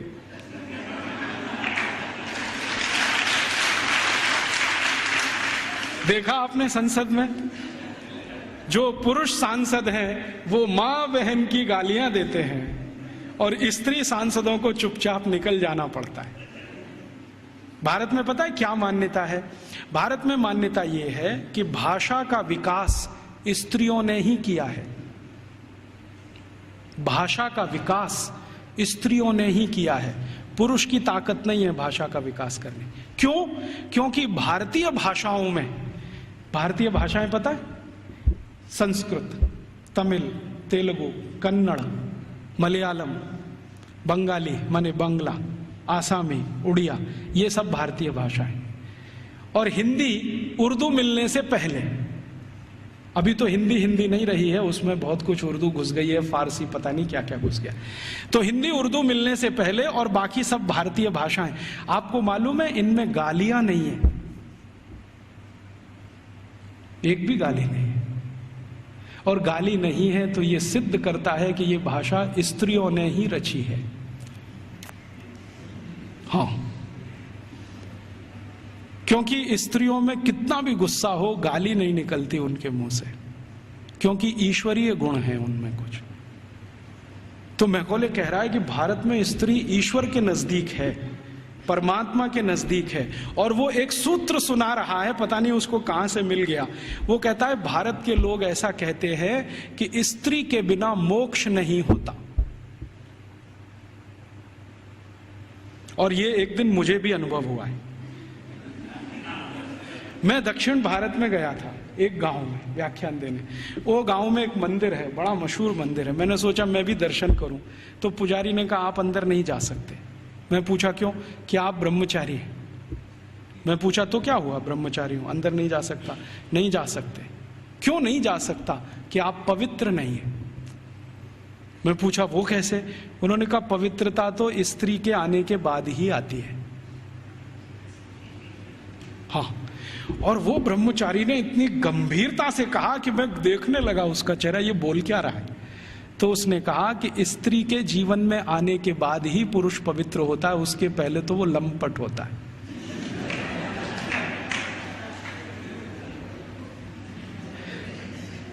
तो मंदिर में मुझे घुसने नहीं दिया उसने। और वो कहता आप तो क्या, हजारों साल से यहां कोई भी व्यक्ति बिना पत्नी के मंदिर में गया नहीं है। तो मैंने कहा ठीक है, फिर कभी हो तो सोचूंगा। तो मैं वापस चला आया। ये बात को मैकॉले बोल रहा है वहां कि भारतवासी बोलते हैं कि मोक्ष स्त्री के साथ ही होता है। और हमारे सभी ऋषि मुनि गृहस्थ थे, सदगृहस्थ थे, ब्रह्मचारी नहीं थे। मैंने जितने ऋषि मुनियों को आज तक पढ़ा है, सबको तो नहीं पढ़ा, लेकिन जितने को पढ़ा है सब गृहस्थ थे। इसलिए गृहस्थ आश्रम कोई ऊंची चीज है हमारे यहाँ। तो ये वो बोलता है कि जब ऊंची चीज आपके पास है तो उससे और ऊंची प्राप्त करने की ताकत है। जो ऊंची नहीं है तो ज्यादा ऊंची तो मिलेगी नहीं। तो भारत में तो स्त्री का ये हैसियत है कि वो अगर नहीं है तो परिवार नहीं है, समाज नहीं है, संस्कार नहीं है, भाषा नहीं है, ज्ञान नहीं है। इसलिए भारत में स्त्रियां तो बहुत ऊंची है। फिर वो कहता है कि हमारे यहाँ इंग्लैंड में तो गांव-गांव में स्त्रियों को मारते पीटते हैं, जला भी दे देते हैं। आपको मालूम है यूरोप में 2500 साल एक परंपरा चली है विच हंटिंग। बहुत किताबें लिखी गई हैं इसमें, बहुत लिखा। विच हंटिंग समझते? विच माने क्या कहना चाहिए हिंदी में? डायन। डायन कहते हैं ना, डायन को ढूंढना और उसको मारना। ये बहुत बड़ा खेल चलता था यूरोप के सभी देशों में, Germany, France, Sweden, Switzerland, Denmark, Norway, सब देशों में, और 2500 साल चलता था। गांव में ढूंढ ढूंढ के ऐसी महिलाओं को मारा जाता था जिनके पति की मृत्यु हो गई हो, तो मान लिया जाता था ये तो विच हो गई है और इसको हंट करना है, माने मार देना है। उनको जिंदा जलाना, कभी उनको जमीन में खड्डा खोद के गाड़ देना, बाल पकड़ के उनको खींच लेना, तरह तरह के अत्याचार उनके ऊपर होते थे। और किस देश में किस साल में कितनी महिलाओं को विच हंटिंग किया गया, इसके रिकॉर्ड्स आजकल मैं इकट्ठे कर रहा हूं। तो हमारे यहां जब सती प्रथा की कहानी चर्चित हुई ना विलियम बेंटिंक के द्वारा, उसी साल में इंग्लैंड में 2700 से ज्यादा महिलाओं को डायन कह के मार डाला गया, उसी साल में। अब हुआ क्या कहानी में कि विलियम बेंटिंक ने अपने देश में जो 2500 से ज्यादा महिलाओं को डायन मरवाया कह के, उसकी चर्चा तो की नहीं आज तक। एक किसी महिला को इस देश में डायन सिद्ध करके मरवा दिया, उसको इतना ग्लोरीफाई कर दिया कि भारत के सभी गांवों में यही होता है। और विलियम बेंटिंक को तो कुछ समझ भी नहीं थी, अकल भी नहीं थी। अभी थोड़े दिन पहले इस प्रश्न का मुझे उत्तर मिला। भारत देश में आप जानते हैं कि 4500 से ज्यादा वनवासी जातियां हैं, 4556 हैं कुछ वनवासी जातियां। जैसे गोंड हैं, वो एक वनवासी जाति है। ऐसे ही गोंड जैसे 4500 से ज्यादा समूह हैं। इनके बीच में मैं पिछले कुछ सालों से घूम रहा हूं और मैंने वहां देखा कि सती का मतलब क्या होता है, सती कहते किसको है। एक बार गोंड लोगों के एक बहुत बड़े सम्मेलन में मैं गया और वहां किसी को सती किया जाना था। मैंने कहा चल के देखूं ये होता क्या है सती होना। तो वहां हुआ ये था कि एक महिला के पति का देहांत हो गया, स्वर्गवास हो गया, और पति का स्वर्गवास हो गया तो उसकी अंतिम यात्रा के लिए गांव के लोग जा रहे हैं। अंतिम संस्कार वो ऐसे ही करते हैं जैसे हम करते हैं, अग्निदाह करते हैं, लकड़ियां इकट्ठी करते हैं। तो मैंने देखा कि उसकी पत्नी आती है और उसके चारों तरफ प्रदक्षिणा करती है और संस्कृत के मंत्र बोलते हैं। कभी कभी उनको भूल जाएं तो वो अपनी भाषा के मंत्र बोलने लगते, लेकिन मंत्र उच्चार होता है, बराबर होता है, पूरे समय होता है। जितने समय तक लाश जलती है तब तक वो मंत्रोच्चार करते रहते हैं, कुछ ना कुछ बोलते हैं। तो मंत्रोच्चार हो रहा है, पत्नी उसकी प्रदक्षिणा कर रही है। तो एक चक्कर उसने लगाया और उनकी अपनी भाषा में सबके सामने हाथ जोड़कर कहा कि आज मेरे पति का स्वर्गवास हुआ है, समाज में ऐसा कौन सा समूह है जो मेरी सुरक्षा की जिम्मेदारी लेगा। वो प्रश्न पूछ रही है और बड़े सुंदर शब्दों में वो कह रही है कि भारत के शास्त्रों ने हमेशा स्त्री को सुरक्षित रहना ये आवश्यक, क्योंकि उसको जीवन बढ़ाना है, तो इसलिए उसको सुरक्षा की जरूरत है। प्राकृतिक सुरक्षा भी चाहिए, दूसरे तरह की भी सुरक्षा चाहिए।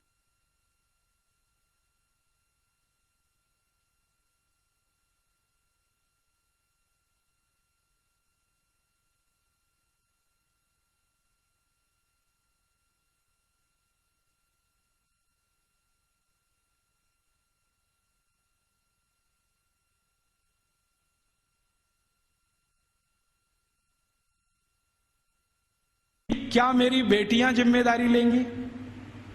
बेटियों ने हां बोल दिया तो आ जाएगी, नहीं बोला तो फिर चौथा चक्कर लगाएगी। फिर वो पूछेगी कि क्या समाज के प्रतिष्ठित लोग, जिनको हम क्या कहें महाजन लोग मेरी जिम्मेदारी लेंगे?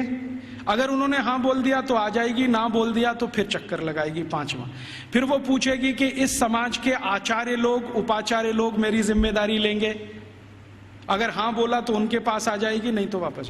और आखिरी चक्कर सातवां जब लगाएगी तो वो पूछेगी कि क्या पुरोहित हम समझते हैं पूजा पाठ करें, क्या पुरोहित मेरी जिम्मेदारी लेंगे? अगर पुरोहितों ने हां बोला तो उनके पास आएगी, नहीं तो चक्कर लगा के गांव छोड़ के चली जाएगी और गांव कहेगा कि वो सती हो गई। ये है सती होना। और इसको बिगाड़ दिया। अंग्रेजों ने क्या कहा कि उसको जबरदस्ती चिता में धकेल देंगे और ये कर देंगे। फिर वो जाती कहाँ है, उसके पीछे पीछे मैं गया तो उस गांव का कोई मंदिर होगा, वहां जाएगी और अपना बाकी जीवन उसी मंदिर में बिताएगी। वो ये कहती है कि जब कोई जिम्मेदारी नहीं लेगा तो अब भगवान मेरे लिए जिम्मेदारी लेंगे, तो मंदिर में जाके पूजा करेगी, पाठ करेगी, अपना जीवन उसी से चलेगा उसका। और जैसे ही वो मंदिर में जाके पाठ पूजा करने लगेगी तो समाज की आदरणीय हो जाएगी और सब उसको साष्टांग दंडवत प्रणाम करेंगे। फिर हम गोंड लोग कहेंगे कि ये हमारी सती है। हम उसको एक्सप्लेनेशन क्या देंगे, वो पति के साथ जिंदा जला दी गई, वो सती है। सती होना कोई ऊंचा कर्म रहा है इस देश में, हम उसको समझ नहीं पाए। अंग्रेजों ने जो डिस्क्रिप्शन दे दिया उसी को अंतिम मान के हमने अपना मान लिया कि ऐसा ही कुछ होता होगा। ये होता है, और ये सिर्फ गोंडों में ही नहीं होता, भीलों में भी होता है। गोंड हैं, भील हैं, जितने तरह की जनजातियां हैं, ज्यादातर में ये होता है। तो मैकॉले कह रहा है कि भारत में तो स्त्रियों का स्थान बहुत ऊंचा है, परिवार में ऊंचा है, समाज में ऊंचा है, भाषा उनके यहां से निकली है, फंक्शनल नॉलेज उन्होंने समाज को दिया है, इसलिए इनके लिए तो सब कुछ विशेष होता है। इसलिए गुरुकुलों में आचार्य स्तर पर बहुत स्त्रियां हैं, ये हैरानी की बात नहीं है। वो कहता हमारे समाज में उल्टी स्थिति है, स्त्रियों का स्थान सबसे नीचे है, इसलिए हमारे यहां हर काम में वो सबसे पीछे है। तो इस तरह की कुछ बातें हैं जो मैकॉले के डॉक्यूमेंट्स बताते हैं, और विलियम एडम ने इससे भी ज्यादा कुछ खोज की है और उसके डॉक्यूमेंट्स इससे भी आगे की कई बातें बताते हैं कि भारत के ये जो गुरुकुल हैं, इन गुरुकुलों का योगदान क्या है समाज में। तो विलियम एडम ने एक गुरुकुल की कहानी लिखी है अपने दस्तावेजों में। आंध्र प्रदेश में कावेरी नदी के पास विशाखापट्टनम से थोड़ा दूर एक गुरुकुल है, उसका नाम गांव का मैं भूल रहा हूं। तो वो गुरुकुल है, उसने क्या योगदान दिया है, तो वो कहता है विलियम एडम कि ये जो गुरुकुल है ये बहुत पुराना है और उसके दस्तावेज पुराने हैं। 12वीं शताब्दी का वो गुरुकुल है, और वो गुरुकुल है सिविल इंजीनियरिंग का, कंस्ट्रक्शन में सिविल इंजीनियरिंग का। तो कहता है इसका योगदान क्या है, तो विलियम एडम कहता है कि इस गुरुकुल के विद्यार्थी और आचार्यों ने मिलकर कावेरी नदी पर एक डैम बनाया है, बांध बनाया है, जो दुनिया का सबसे पहला बांध है। मुझे नहीं मालूम था विलियम एडम के डॉक्यूमेंट्स पढ़ने के पहले कि दुनिया का सबसे पहला बांध भारत में बना है।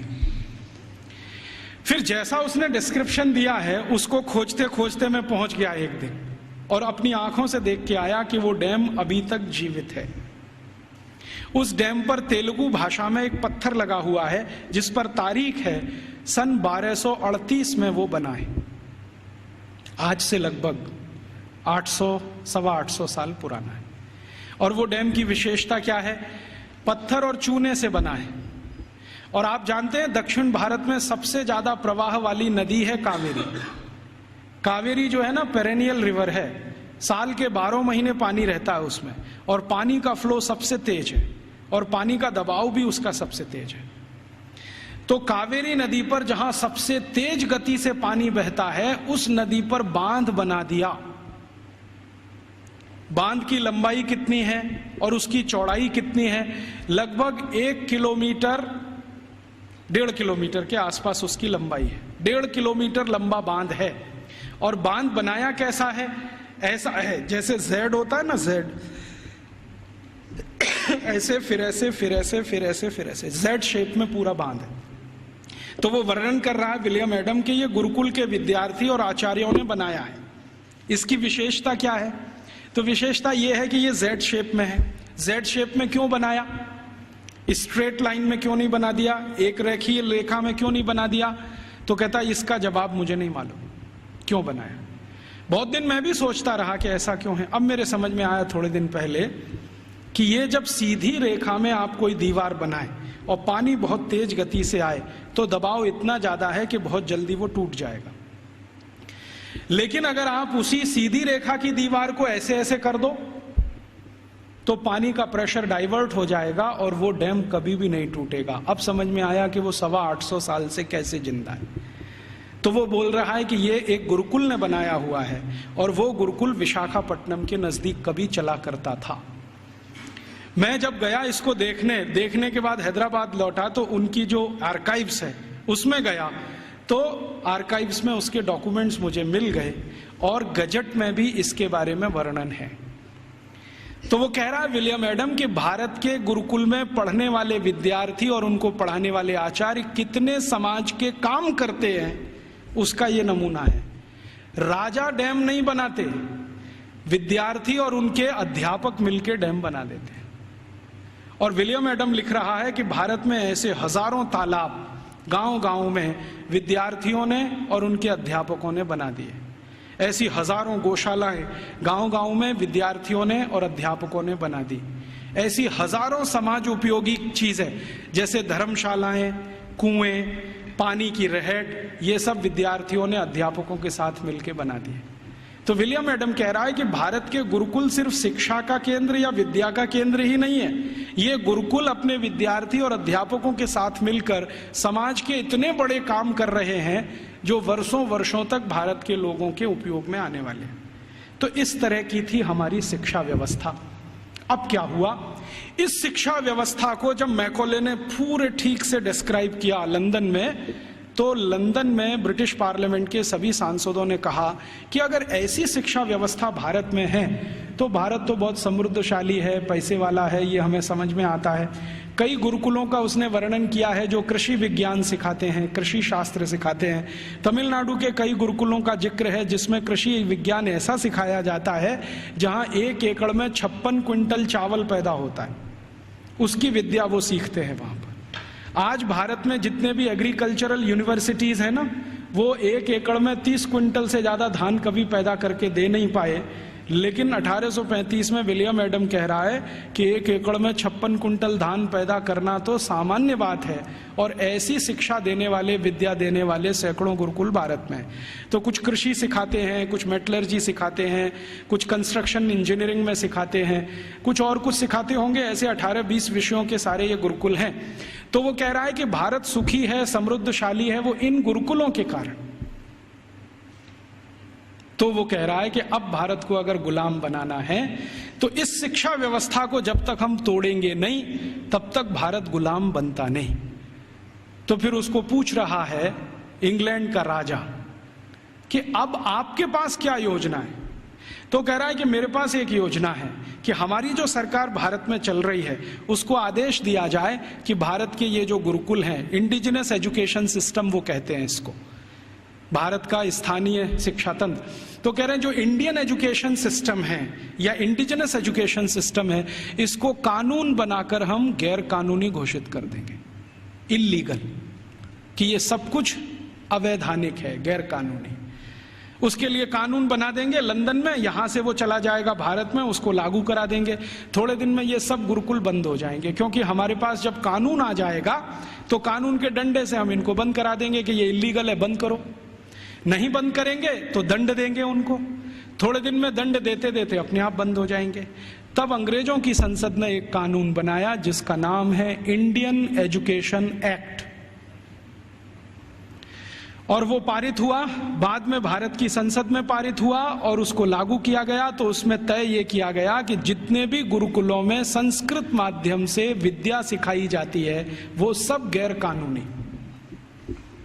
फिर कहा गया कि जितने भी गुरुकुलों में स्थानीय भाषाओं की मदद से, जैसे तेलुगु, तमिल, कन्नड़, मलयालम, मराठी, गुजराती, इनके माध्यम से विद्या दी जाती है, वो भी गैर कानूनी। तो कानूनी क्या?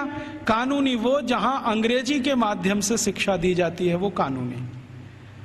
तो मैकॉले ने क्या किया, ये कानून लागू करा के फिर भारत के गुरुकुलों पर डंडा चलाया, बुलडोजर चलवाए, एक एक करके उनका नाश किया। जहां गुरुकुल बंद नहीं हो पाए वहां के अध्यापकों को जेल में डाल दिया, विद्यार्थियों को जेल में डाल दिया। कई कई जगह तो अत्याचार इतने हुए कि अध्यापकों के हाथ काट दिए गए, सिर काट दिए गए। कई कई गुरुकुलों में आग लगा दी गई, उनके पुस्तकालय जला दिए। ये सब अंग्रेजों ने अत्याचार 100 साल तक किया, 1840 से 1940 तक। इधर वो अत्याचार करते गए, भारत के गुरुकुल खत्म होते गए। दूसरी तरफ उन्होंने कॉन्वेंट स्कूल शुरू किए जो यूरोप में आज भी चलते हैं और किसी उद्देश्य की पूर्ति के लिए चलाए जाते हैं। मैं आपको एक इंटरेस्टिंग बात और बता दूं कि जो अंग्रेजी दस्तावेजों का मैं अध्ययन कर रहा हूं उसमें से एक और दस्तावेज है, ये कॉन्वेंट क्या होता है। यूरोप में एक बहुत खराब परंपरा है जो अभी 1950 तक चलती रही। जैसे स्त्रियों को वोट देने का अधिकार नहीं, स्त्रियों में आत्मा नहीं, वो बैंक अकाउंट नहीं खोल सकते, ऐसी ही एक बहुत खराब परंपरा इंग्लैंड में, फ्रांस में, जर्मनी, सभी देशों में, कि बच्चों को घर में रखना नहीं, बच्चे पैदा हुए तो अनाथ आश्रम में देना, ये उनकी पुरानी परंपरा है।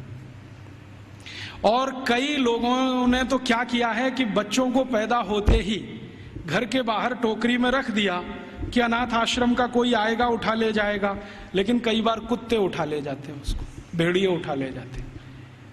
यूरोप का जो आधुनिक फिलोसोफर्स में एक माना जाता है ना, रूसो, उसके 5 बच्चे पैदा हुए, 4 को उसने ऐसे ही छोड़ दिया घर के बाहर टोकरी में रख के, 2 को कुत्ते खा गए, 2 को अनाथ आश्रम वाले ले गए।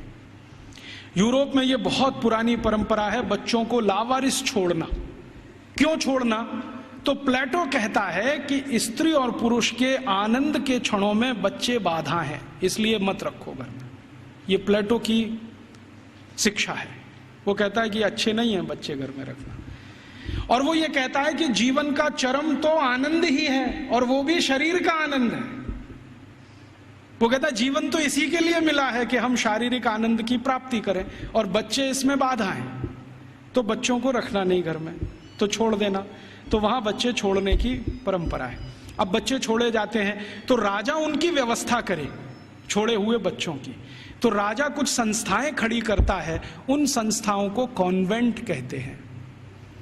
कॉन्वेंट माने लावारिस बच्चों को पालने वाली संस्थाएं, अनाथ बच्चों को पालने वाली संस्थाएं।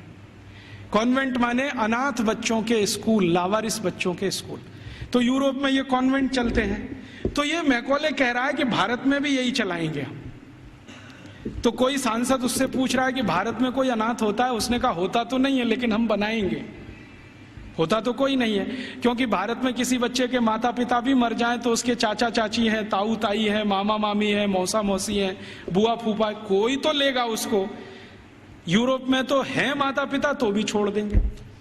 तो यूरोप में ये जो लावारिस बच्चे हैं, इनको पालने के लिए कॉन्वेंट खड़े किए जाते हैं। कॉन्वेंट को चलाने वाले ज्यादातर क्रिश्चियन इंस्टीट्यूट होते हैं या चर्च होता है। राजा चर्च को दान देता है और उस पैसे से ये सब चलते हैं। तो सबसे पहला कॉन्वेंट इस मैकॉले ने भारत में खुलवाया, कलकत्ता में। और उस कॉन्वेंट में कोई पढ़ने नहीं आता था, तो इसने दूसरा कानून बनवाया कि जो भारतवासी ईस्ट इंडिया कंपनी और अंग्रेज सरकार की नौकरी करेंगे और कलकत्ता में रहेंगे, उनको अपने बच्चे यहां भेजना आवश्यक है, नहीं तो नौकरी जाएगी। तो जबरदस्ती भारतवासी जो उनके यहाँ काम करते थे, उन्होंने अपने बच्चे भेजना शुरू किया। फिर धीरे धीरे एक कॉन्वेंट से 2 हुआ, 2 से 3 हुए, 3 से 10, 10 से 20, 50, 100, अब हजारों हो गए। अब भारत में ऐसा कोई गांव नहीं जहां कॉन्वेंट नहीं। तो मैकॉले ने एक विष बीज डाल दिया जो अभी वट वृक्ष बन के फैल गया। अब तो ऐसे ऐसे कॉन्वेंट स्कूल हैं इस देश में, बजरंगबली कॉन्वेंट स्कूल। आपको देखना हो तो मैं दिखा सकता हूं आपको। बंबई में है, ग्रांट रोड के पास है, रेलवे स्टेशन से बिल्कुल सटा हुआ, बजरंगबली कॉन्वेंट स्कूल। हाँ, और एक कॉन्वेंट स्कूल है संतोषी माता कॉन्वेंट स्कूल, एक है सरस्वती देवी कॉन्वेंट स्कूल, एक महावीर स्वामी कॉन्वेंट स्कूल खुला है अभी बेंगलोर में, जबरदस्त। अब इनको पूछो चलाने वालों को कि बजरंगबली का कॉन्वेंट से क्या रिश्ता है, या सरस्वती देवी कब कॉन्वेंट स्कूल में पढ़ने गई थी। मूर्खों के मूर्ख इस देश में पैदा हो गए, ना तो अंग्रेज हैं ना तो हिंदुस्तानी हैं, खिचड़ी बन के इस समाज में पड़े हुए। ना उसमें से आप चावल निकाल सकते हैं, ना मूंग की दाल का दाना निकाल सकते। ये खिचड़ी लोगों ने देश का सत्यानाश कर दिया। ये सब मैकॉले की संतान है। मैकॉले तो छोड़ गया कुछ। जब अंग्रेज गए थे ना, तो रिकॉर्ड्स बताते हैं कि 350 कॉन्वेंट स्कूल थे 15 अगस्त 1947 तक। अब शायद वो 30-35 हजार हो गए हों, तो कोई आश्चर्य की बात नहीं। अब यूरोप में जो कॉन्वेंट स्कूल हैं, वैसी ही शिक्षण यहां हो रहा है। यूरोप में क्या होता है ना, मैंने आपसे कहा कॉन्वेंट माने लावारिस बच्चों के स्कूल। तो वहां जो बच्चे पढ़ने आते हैं, उनको सिखाया जाता है कि देखो ये जो अध्यापक है वो अध्यापक नहीं है, ये फादर है, ये मदर है, क्योंकि असली का पता नहीं।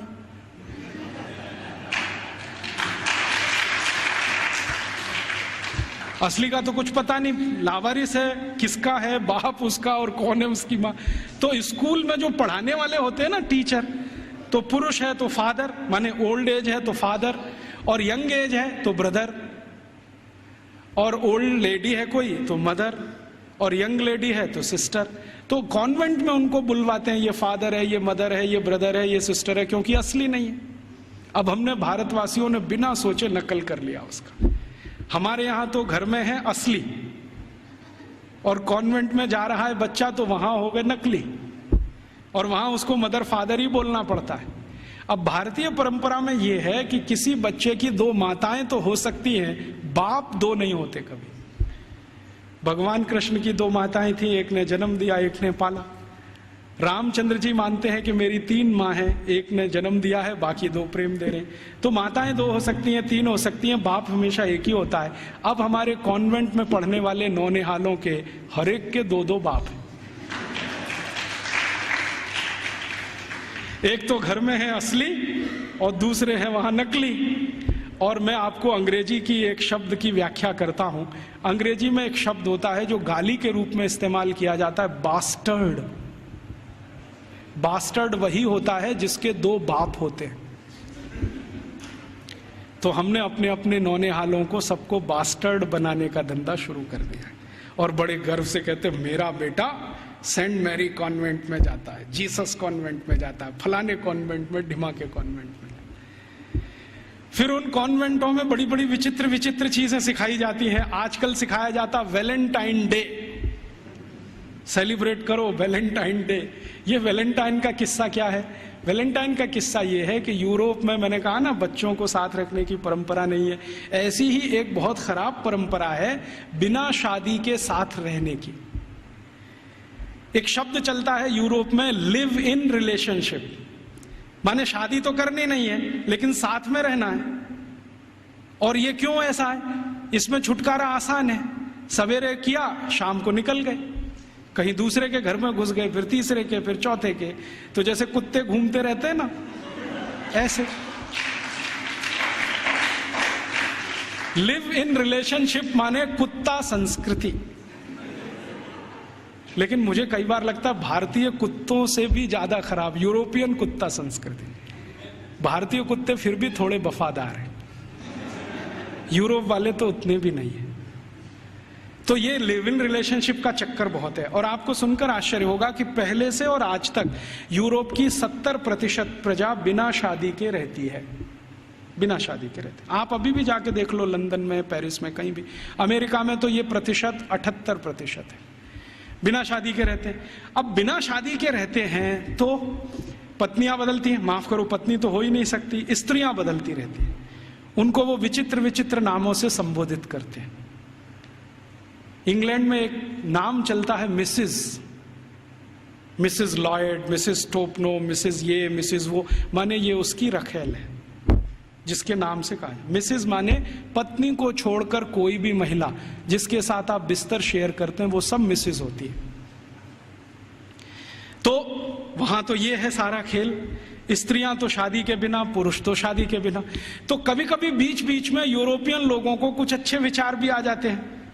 तो 4वीं शताब्दी में, आज से लगभग 1600 साल पहले, एक व्यक्ति पैदा हो गए रोम में, उनका नाम था वैलेंटाइन। वो चर्च के पादरी हो गए। उन्होंने भारत का साहित्य कुछ पढ़ा। भारतीय साहित्य बहुत जगह फैला है, हम सब जानते हैं। तो वो पढ़ लिया, उनके विचार बदल गए। उनका कहना है कि सबको शादी करके ही रहना चाहिए। और वो प्रचार करने लगे गांव गांव घूम के कि भाई शारीरिक संबंध बनाओ तो पहले शादी करो।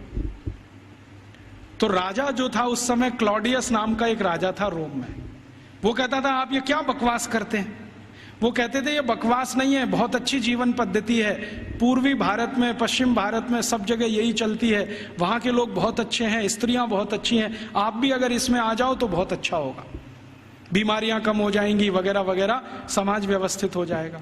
तो वो घूमते थे गांव गांव, प्रचार करते थे भाई शादी करो, शादी करो, शादी करो। और राजा जो होता था वो रोकता था कि शादी क्यों करना, हमारी तो परंपरा है बिना शादी के रहना। तो राजा और वैलेंटाइन का झगड़ा चलता था। तो वैलेंटाइन साहब क्या करते थे कि जो भी शादी करने को तैयार हुआ उसको अपने चर्च में बुलाते थे और उसकी शादी करते थे। ये सिलसिला उन्होंने 20-25 साल चलाया।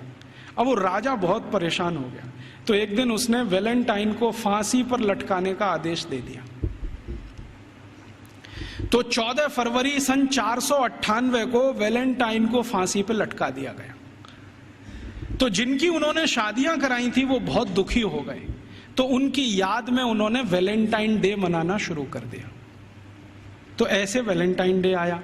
अब उनके कॉन्वेंट में वैलेंटाइन डे मनाते हैं, अब हमारे भी कॉन्वेंट में चालू हो गया वैलेंटाइन डे, वैलेंटाइन डे। यहां तो कोई समस्या नहीं है शादी करके रहने की, वहां तो शादियां ही नहीं होती हैं। अब हमारे स्कूलों में वैलेंटाइन डे मनाता है, तो बच्चे क्या करते हैं, ग्रीटिंग कार्ड खरीदते हैं, अपनी अम्मा को देते हैं would you be my Valentine, फिर बाप को भी दे देते हैं would you be my Valentine. इन मूर्खों को पता ही नहीं कि वैलेंटाइन थे कौन, इसका मतलब क्या है। अम्मा को पूछ रहे हैं would you be my Valentine. अभी थोड़े दिन पहले बंबई में मैं एक बुजुर्ग आदमी को मिला जिनकी 75 साल की उम्र है, उनके पास 18 ग्रीटिंग कार्ड आए वैलेंटाइन डे पर, और सब में एक ही बात would you be my Valentine. 75 साल के बुजुर्ग आदमी से लड़कियां पूछ रही would you be my Valentine. ऐसा अधकचरापन है। ये सब कॉन्वेंट में से हमारे बच्चे सीख सीख के निकल रहे हैं। और इन कॉन्वेंट स्कूलों में क्या क्या सब सिखा दिया। वो कहता था ना मैकॉले ये कहता था कि ये जो कॉन्वेंट स्कूल हम चलाएंगे इनमें शिक्षा मिले ना मिले, संस्कार अंग्रेजियत के हम जरूर देंगे। तो क्या होगा, तो कह रहा है वो कि भारतवासी जितने साल इसमें से पढ़कर निकलेंगे ना, तो वो शरीर से दिखने में भारतीय होंगे, आत्मा से अंग्रेज हो जाएंगे, फिर यही हमारी मदद करेंगे और भारत को गुलाम बनाए रखने में व्यवस्था करेंगे। तो संस्कार देना है उनको तो अपना, तो वो दे रहे हैं। अब वह जो कॉन्वेंट में वैलेंटाइन डे सिखा दिया, फिर उन्होंने पता नहीं मदर्स डे सिखा दिया, फादर्स डे सिखा दिया। मदर्स डे पता है क्या होता है यूरोप में? यूरोप में एक और बहुत पुरानी परंपरा है, प्लेटो के समय से चली आ रही है, कि बच्चे जब पैदा हुए ना तो घर में तो रखने नहीं है, बाहर छोड़ देने हैं। तो उन बच्चों को मां का दूध नसीब नहीं है, तो चर्च में जो होती है ना, सिस्टर्स होती है, वो अपना दूध उनको उपलब्ध कराती है। अब आप में से कई लोगों को यह प्रश्न होगा कि बायोलॉजिकली ये संभव कैसे है? वो नर्स तो मां बनी नहीं, तो उसको दूध कैसे आएगा? लेकिन अभी आधुनिक विज्ञान ने यह सिद्ध कर दिया है कि कोई बच्चा लगातार 2-3 दिन तक बिना विवाहित किसी महिला को लगातार स्तनपान करे तो 4-5वें दिन से दूध आना शुरू हो जाता है। तो उनके यहां नर्सिंग जो होती है वो सिस्टर्स के द्वारा होती है या नर्सिस के द्वारा होती है, मां नहीं करती है। लेकिन कभी कभी साल में कोई एक दिन मनाना हो तो वो मदर्स डे मनाते हैं, जिस दिन मां अपने बच्चे को दूध पिलाने के लिए वहां जाती है कॉन्वेंट में, तो उनके यहां मदर्स डे होता है। ऐसे ही उनके यहां फादर्स डे होता है। फादर्स डे का चक्कर क्या है, यूरोप के बच्चे वैसे तो घर में रहते नहीं, जो गलती से किसी ने रख लिए तो उनको अपने बाप के साथ खाना खाने का अधिकार नहीं है। डाइनिंग टेबल पर अपने बाप के साथ वो नहीं बैठ सकते। बाप अपने डाइनिंग टेबल पे खाना खाएगा दोस्तों के साथ, जब वो चला जाएगा खाना खा के तो बाद में बच्चे डाइनिंग टेबल पे बैठते हैं। लेकिन साल में कोई एक दिन वो फिक्स करते हैं जब बच्चे बाप के साथ बैठे डाइनिंग टेबल पर, उस दिन वो फादर्स डे मनाते हैं। अब उनके मदर्स डे, उनके फादर्स डे, उनके ब्रदर्स डे, उनके सिस्टर्स डे या उनका वैलेंटाइन डे, उसके पीछे कुछ कहानियां हैं। हम बिना सोचे समझे अंधों की तरह से इस पे लग गए। कई बार मैं देखता हूं अजमेर जैसे शहर में, जयपुर जैसे शहर में मदर्स डे पे रैली निकाली जा रही है, प्ले कार्ड लेके बच्चियां अपने अपने हाथ में जा रही हैं, स्कूल कॉलेज उनका छुड़वा दिया जाता है, और ये सब मूर्ख सरकारी अधिकारी किया करते हैं। फिर फादर्स डे पे निकालते हैं, फिर इस पे निकालते हैं, ये सब तमाशेबाजी। ये मैकॉले हमारे यहाँ छोड़ के गया, और वो बार बार कहता था कि हमें संस्कार देना है, शिक्षा दे पाए ना दे पाए वो महत्व का नहीं, अंग्रेजियत का संस्कार देना है। तो वो दे गया। अब वो हमारे खून में घुस गया, और इतना घुस गया है कि कुछ समझ में नहीं आता ये निकले कैसे। कई बार मैं किसी के घर में जाता हूं तो पिताजी का नाम है रामदयाल, माताजी का नाम गायत्री देवी, बेटे का नाम टिंकू। अब मैं पूछता हूं कि ये रामदयाल और गायत्री देवी का टिंकू कहां से आ गया? या रामदयाल और गायत्री देवी की बेटी का नाम डिम्पल, ट्विंकल, बबली, डबली। क्या है बबली का मतलब, क्या है डबली का मतलब? इस तरह के नाम हमने रखे हुए। घुस गई अंग्रेजियत हमारे घर में। हम सब मातृभाषा में हिंदी हैं और रोज घर में बोलते हैं, oh Rajiv Dixit, she is my Mrs. तो मैं पूछता हूं, really she is your Mrs? क्योंकि यूरोप में मिसेस का माने धर्म पत्नी को छोड़कर कोई भी महिला, और उनकी धर्म पत्नी कहती है, oh Rajiv Dixit, he is my mister. तो मैं पूछता हूं, रियली? क्योंकि यूरोप में मिस्टर का माने पति को छोड़कर कोई भी पुरुष। और मिस तो बहुत ही खराब है। मिस है फ्रेंच शब्द है। मिस का माने एक ऐसी महिला जो जिंदगी भर वैश्यावृत्ति करे, शादी ना कर सके, वो मिस है। हम बड़े गर्व से लिखते हैं मिस फलाना, मिस ढिमाका, मिस ये, मिस वो, बिना सोचे समझे। और सबसे खतरनाक शब्द यूरोप में है अंकल। सबसे खतरनाक है, क्योंकि जिसके बारे में आपको कुछ बताना ही नहीं हो उसको अंकल बोल दो, जिसके बारे में नहीं बताना हो उसको आंटी बोल दो। हमारे यहाँ अंकल आंटी कैसे हो सकते हैं? या तो चाचा होंगे, या तो काका होंगे, या तो मामा होंगे, या तो मौसा होंगे, या तो ताऊ होंगे। सब कुछ हमारे यहाँ निश्चित है। अंकल तो बहुत ही अनिश्चित शब्द है, आंटी तो और भी। मैं कॉलेज छोड़ गया तो हमने अपने बच्चों से मम्मी बोल, डैडी बोल, ये बुलवाना शुरू कर दिया। मम्मी का मतलब है मरा हुआ, और डैडी मरे हुए जैसा। और बड़े शौक से बुलवाते, मम्मी बोल, डैडी बोल। अब यूरोप में जो भूषा थी ना, वो हमारे कॉन्वेंट में घुस गई। यूरोप में क्या टाई लगाना है, सूट पहनना, क्योंकि ठंड बहुत है। हमने यहाँ 50 डिग्री टेम्परेचर वाले अजमेर में भी टाई लगवा दिया सबको। इतनी भयंकर गर्मी है, अंदर से पसीना पसीना हो रहा है। और कभी कभी तो रोज मैं ये दृश्य देखता हूँ, एक दूल्हे राजा जून की गर्मी में शादी करने जा रहे हैं, 3 पीस सूट और टाई लगा के घोड़े पे चढ़ के बैठे हुए हैं। उनको पूछो, भाई तुमको सुपर इडियट बनने का यही दिन मिला है? कहता है, राजीव भाई एक दिन तो कर लेने दो, तो तुमको यही दिन मिला है अपनी शादी का? ऐसे हमारी भाषा बदल दिया, भूषा बदल गया, भोजन बदल गया। कॉन्वेंट स्कूलों से बच्चे सीख रहे हैं पिज्जा खाओ, बर्गर खाओ, हॉट डॉग खाओ, कोल्ड डॉग खाओ, चाउमीन खाओ, नूडल्स खाओ। तो उनका भोजन, उनकी भाषा, उनकी भूषा, उनका भजन, रॉक म्यूजिक, पॉप म्यूजिक, सब कुछ घुस गया। अब ये कर दिया सब बंटा था। अब ना तो हम भारतीय रह पाए, ना अंग्रेज बन पाए। अगर कोई सभ्यता खिचड़ी बन जाए, उसका भविष्य बहुत खराब होता है। मुझे कई बार ऐसा लगता है कि या तो हम भारतवासी पूरी ताकत लगा के अपने को अंग्रेज बना लें, नहीं तो पूरी ईमानदारी से भारतीय हो जाएं। ये अधकचरे ना रहे बीच में, क्योंकि इस अधकचरेपन ने हमारी जनरेशन्स को, पीढ़ियों को खत्म कर दिया। तो इस अंग्रेजियत के शिक्षा तंत्र ने जो यूरोप से आया, क्या किया है आज हमारे देश में। एक दो और उदाहरण देता हूं। कॉन्वेंट स्कूलों में किताबें पढ़ाई जाती हैं जिनमें बिल्कुल स्पष्ट बच्चों को सुनाया जा रहा है, पढ़ाया जा रहा है कि भगत सिंह तो आतंकवादी, ऊधम सिंह तो आतंकवादी, चंद्रशेखर तो आतंकवादी, और महाराजा रणजीत सिंह तो लुटेरे। आप जानते हैं सिख समाज के बहुत प्रतिष्ठित धर्मगुरु महाराजा रणजीत सिंह, जिन्होंने न सिर्फ अंग्रेजों से लोहा लिया बल्कि मुसलमानों से भी इस देश को बचाया, उनको लुटेरा। हमारे भारत में एक जाति है जिसको जाट कहते हैं। जाटों के बारे में अंग्रेज ये कहा करते थे कि इनकी ताकत बहुत है, इसलिए उन्होंने जाट रेजिमेंट बनाया। आपको मालूम है जाट रेजिमेंट?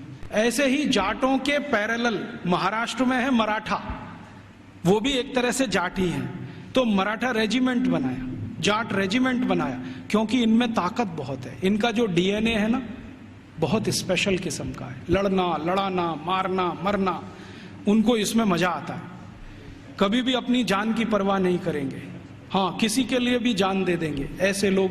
तो जाटों को अंग्रेजों ने लिख मारा और कॉन्वेंट स्कूलों में पढ़ाया जा रहा है अंग्रेजों के जर खरीद गुलाम। अब ये बच्चे बार बार पढ़ रहे हैं, रोज रोज पढ़ रहे हैं, रोज रोज पढ़ रहे हैं, रोज रोज पढ़ रहे हैं, तो थोड़े दिन में मान ही लेंगे कि हाँ, भगत सिंह तो आतंकवादी था, ऊधम सिंह भी आतंकवादी था। क्योंकि एक झूठ को आप बार बार कहो, बार बार कहो, बार बार कहो, तो 10-20 साल में सत्य तो हो ही जाएगा।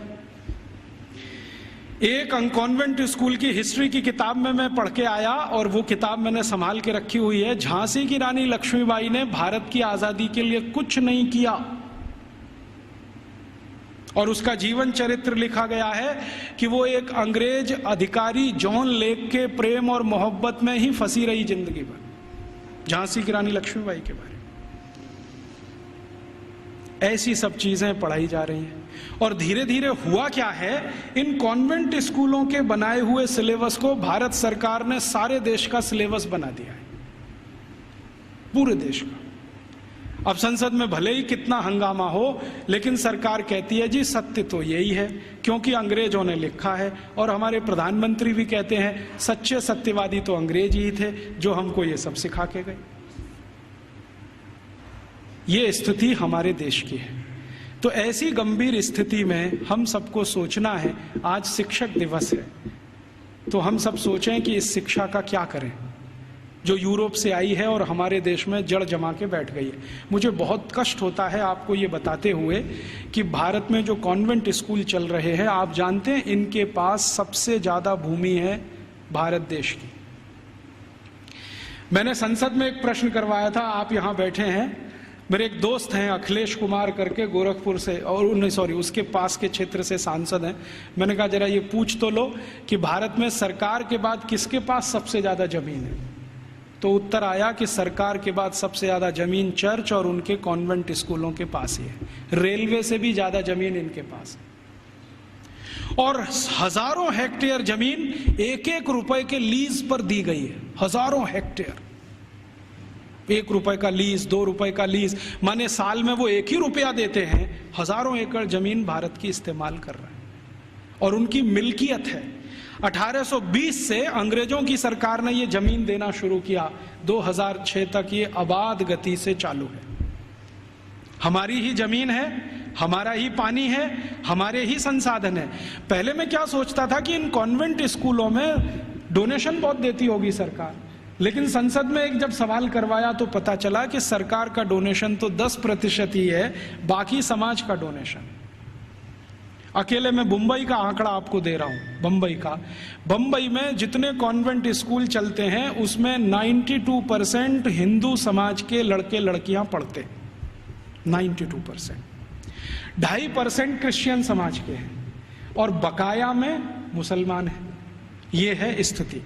तो 92% विद्यार्थी हिंदू समाज के जो पढ़ते हैं बंबई में कॉन्वेंट स्कूलों में, वो सब विद्यार्थी के माँ बाप 1 साल की फीस के रूप में 18,000 करोड़ रुपए देते हैं। आप सोचते हैं ये रकम कितनी बड़ी है? राजस्थान सरकार के बजट का लगभग आधा बंबई, सिर्फ बंबई के कॉन्वेंट, फिर कलकत्ता के कॉन्वेंट, मद्रास के कॉन्वेंट, हैदराबाद के कॉन्वेंट, दिल्ली के, इन सबको मैंने जोड़ना शुरू किया। फिर B क्लास सिटीज के कॉन्वेंट जैसे अजमेर है, जयपुर है, ऐसे शहर, फिर C क्लास। कुल कॉन्वेंट स्कूलों में साल का भारतीय समाज के द्वारा 1 लाख करोड़ रुपए से ज्यादा का डोनेशन और फीस दी जा रही है। हमसे पैसा ले रहे हैं और हमारे ही बच्चों का दिमाग घुमा रहे हैं, और ऐसे ऐसे दिमाग घुमाए जाते हैं। एक कॉन्वेंट स्कूल के खिलाफ मैंने मुकदमा दाखिल किया हुआ है गुजरात हाई कोर्ट में। मामला क्या था, छोटे छोटे बच्चे वहां पढ़ने को आते हैं, तो उन बच्चों को लेने के लिए बस जाती है, तो ड्राइवर को कहा जाता है कि जानबूझ के बस बंद कर देना। तो कभी भी वो ड्राइवर बस बंद कर देता है। फिर बच्चों को कहता है देखो बस खराब हो गई, तुम्हारे भगवान का नाम लो। तो बच्चे का नाम लेते हैं, हनुमान जी का, राम का, बस चालू नहीं होती। फिर वो कहता देखो तुम्हारे भगवान तो कमजोर हैं, ये तो चालू नहीं हो रही, अब ईसा मसीह का नाम लो। जैसे ही बच्चे ईसा मसीह का नाम लेते हैं वो तुरंत स्टार्ट कर देता है। तो 3-3 साल के बच्चों के दिमाग में आ जाता अरे ईसा मसीह तो बहुत ताकतवर है। फिर वो बच्चे आके अपने घर में मम्मी पापा को बोलते हैं अरे देखो हमारी बस खराब हो गई थी, हमने ईसा मसीह का नाम लिया, वो चालू हो गई। ये मैंने एक घर में एक बच्चे के मुंह से सुना, उस दिन मेरी आत्मा हिल गई। मैंने कहा ये हो क्या रहा है? आज मैं आपके यहाँ आने से पहले शाहपुरा एक छोटे से नगर में था, तो वहाँ पर राम सनेही संप्रदाय के एक बड़े संत हैं। उन्होंने तो कहा कि इतना ही नहीं होता, कॉन्वेंट स्कूल में आगे भी होता है। बच्चे जो छोटे छोटे होते हैं ना, जिनके मन भोले भाले हैं, उनको एक खेल खिलाया जाता है कि उनके राम और कृष्ण है ना, उनकी मूर्तियां बनाई जाती हैं मेटल्स की और बच्चों को दिया जाता है। फिर वो कहते हैं कि स्विमिंग पूल में इनको तैराओ, तो बच्चे उनको डाल देते हैं, वो सब डूब जाती है क्योंकि मेटल्स की। तो कहते हैं देखो तुम्हारे भगवान डूब गए। फिर उन्हीं छोटे छोटे बच्चों को काष्ठ की मूर्तियां दी जाती हैं, लकड़ी की, ईसा मसीह की, कहते हैं तैराओ, तो वो तैरने लगती है। तो बच्चों को कहते हैं देखो ईसा मसीह इतने ताकतवर हैं कि वो तैर सकते हैं, रामकृष्ण तो डूब गए, तो तुमको भी तो लोकमान्य तिलक की इस बात को फिर याद करें, दुश्मन हमसे ताकतवर है, बहिष्कार करो और असहयोग करो। बाद में गांधी जी ने उसको और तेज से कहा। हम इन कॉन्वेंट स्कूलों को और इस एजुकेशन को हटाना चाहते हैं यूरोपियन, तो इसके लिए असहयोग करो और बहिष्कार करो। मतलब मैंने आपसे कहा कि 92% विद्यार्थी हमारे हैं जो वहां पढ़ने जा रहे हैं, इनको रोको। और हम इसको अपने घर से शुरू करें कि हम हमारे घर के किसी बच्चे को कॉन्वेंट में नहीं पढ़ाएंगे, क्योंकि हम उसको बास्टर्ड नहीं बनाएंगे। वो इंजीनियर बने ना बने, डॉक्टर बने ना बने, कम से कम बास्टर्ड तो ना बने। इतना अपमान तो ना करें हम अपने पिता का। तो हम नहीं भेजेंगे हमारे बच्चों को, तो फिर कहाँ भेजेंगे? जो हमारे स्कूल चलते हैं उनमें भेजेंगे। फिर आप कहेंगे उनमें सुख सुविधाएं कम है, बढ़ जाएंगी। जब धन का प्रवाह कॉन्वेंट स्कूलों से भारतीय स्कूलों की तरफ होगा तो सुविधाएं भी बढ़ जाएंगी। आप सोचो 18,000 करोड़ रुपया बंबई के कुछ कॉन्वेंट स्कूल को हर साल मिलता है, इतना ही रुपया आर्य समाज के गुरुकुलों को मिल जाए, या सनातन समाज के लोगों को मिल जाए, या किसी और संस्थाओं को मिल जाए जो भारतीयता आधारित गुरुकुल चलाते हैं, तो वो सुख सुविधाओं वाले हो जाएंगे। वो तो धन के प्रवाह को बदलने की जरूरत है।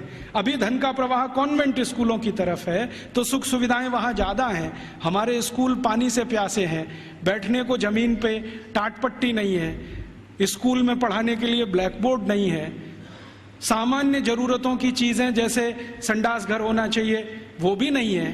तो ये इसलिए कि धन की कमी है, धन का प्रवाह उस तरफ है, इसको मोड़ दो।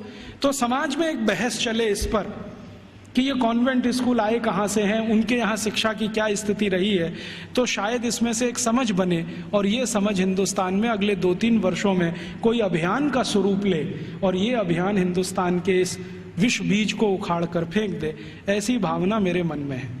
मैंने इसके लिए एक और प्रयास शुरू किया है। बहुत लोग जब कहते हैं कि राजीव भाई विकल्प दो, तो हमने खुद अपने इस आज़ादी बचाओ आंदोलन की तरफ से 6 गुरुकुल बनाना शुरू किया है और वो लगभग 1 साल में शुरू हो जाएंगे।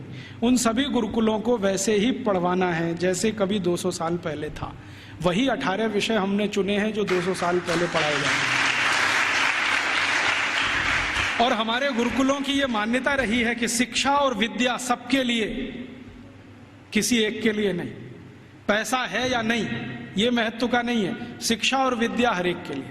वो जाति का है, धर्म का है, इससे मतलब नहीं। हमारे गुरुकुलों में सभी तरह के विद्यार्थी। आप तो जानते हैं कि भारतीय शास्त्र कहते हैं कि शिक्षा, विद्या और न्याय और चिकित्सा सबको निःशुल्क उपलब्ध होनी चाहिए, बिना किसी भेदभाव के।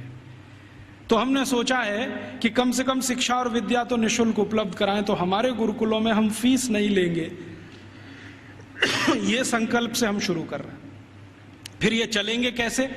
इनको चलाने के लिए विद्यार्थियों को हर दिन 2 घंटे श्रम दान करना पड़ेगा। या तो 2 घंटे वो चरखा चलाएं, या तो 2 घंटे खेत में काम करें, या तो 2 घंटे वो साबुन बनाएं, मंजन बनाएं, वॉशिंग पाउडर बनाएं। उनको हम बिकवाएंगे और उसके लिए मार्केटिंग नेटवर्क खड़ा कर रहे हैं पूरे देश में, स्वानंद बाजार के नाम से। इनमें ये वस्तुएं बिकेंगी, उससे आमदनी होगी और गुरुकुल उससे चलेंगे, फीस किसी को नहीं देनी पड़ेगी। और हमारा ये मानना है कि जो विद्यार्थी 14 साल पढ़कर निकल गया, कम से कम हर एक के पास 2.5 से 3 लाख रुपए होगा, जो उसके अपने श्रम की कमाई होगी। उससे वो अपना कोई व्यवसाय शुरू कर सकेगा, 2,000 रुपए की नौकरी के लिए नहीं भागेगा। और इन सारे गुरुकुलों को हम ज्ञान आधारित बना रहे हैं, डिग्री आधारित नहीं। क्योंकि ज्ञान ऊंचा होता है, डिग्री ऊंची नहीं होती कभी भी। अंग्रेजों ने हमको उल्टा फंसा दिया, ज्ञान आधारित हिंदुस्तान को डिग्री में फंसा दिया। अब हम किसी की भी परीक्षा लेते हैं तो भाई तुम्हारे पास डिग्री क्या है? डिग्री कोई महत्व की नहीं होती।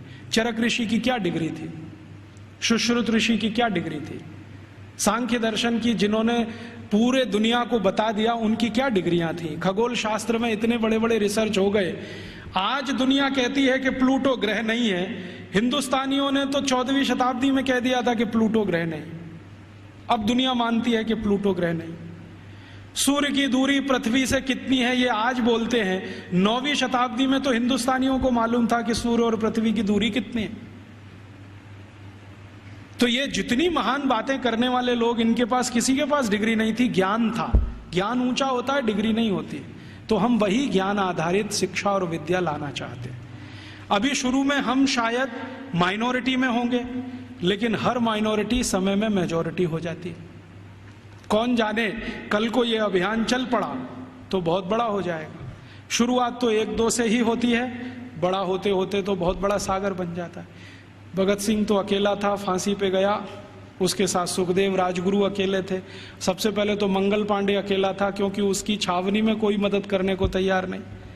फिर देखो कि हजारों लाखों मंगल पांडे हुए। तो आज हम शुरू कर रहे हैं, हो सकता है थोड़े दिन में ये हजारों लाखों हो जाए, लेकिन इसमें आप सबका प्रयास होगा तो होगा। अकेले हम करेंगे तो नहीं होगा। तो आप भी इसमें लगें, हम भी लगे हैं, और आप में से जो आर्य समाजी हैं उनके लिए तो ये बहुत आसान है। मैंने एक पाठ्यक्रम तैयार किया है, आर्य समाज के जितने गुरुकुल भारत में चलते हैं उनको हम वो दे सकते हैं। हमारा उस पर कोई कॉपीराइट नहीं है, सबको कॉपी करने का कंप्लीट राइट है, क्योंकि हम मानते नहीं कि ज्ञान पर किसी का विशेष अधिकार है। ज्ञान तो सबके लिए, मैंने कहीं से लिया आपको दिया, आप किसी और को दे दीजिए।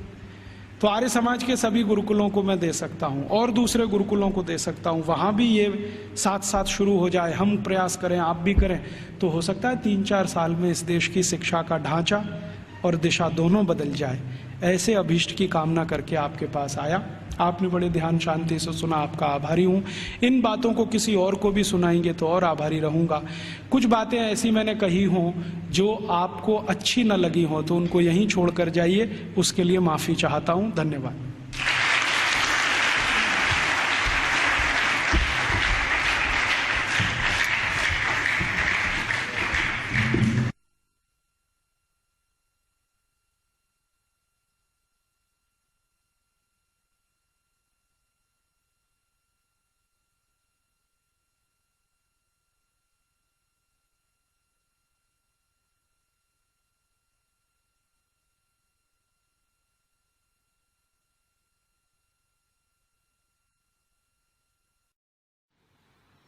दोस्तों, सबसे पहले तो चैनल सब्सक्राइब करें, फिर लाइक, कमेंट और शेयर करें। और हाँ, हमारा एंड्रॉयड ऐप डाउनलोड करना ना भूलें।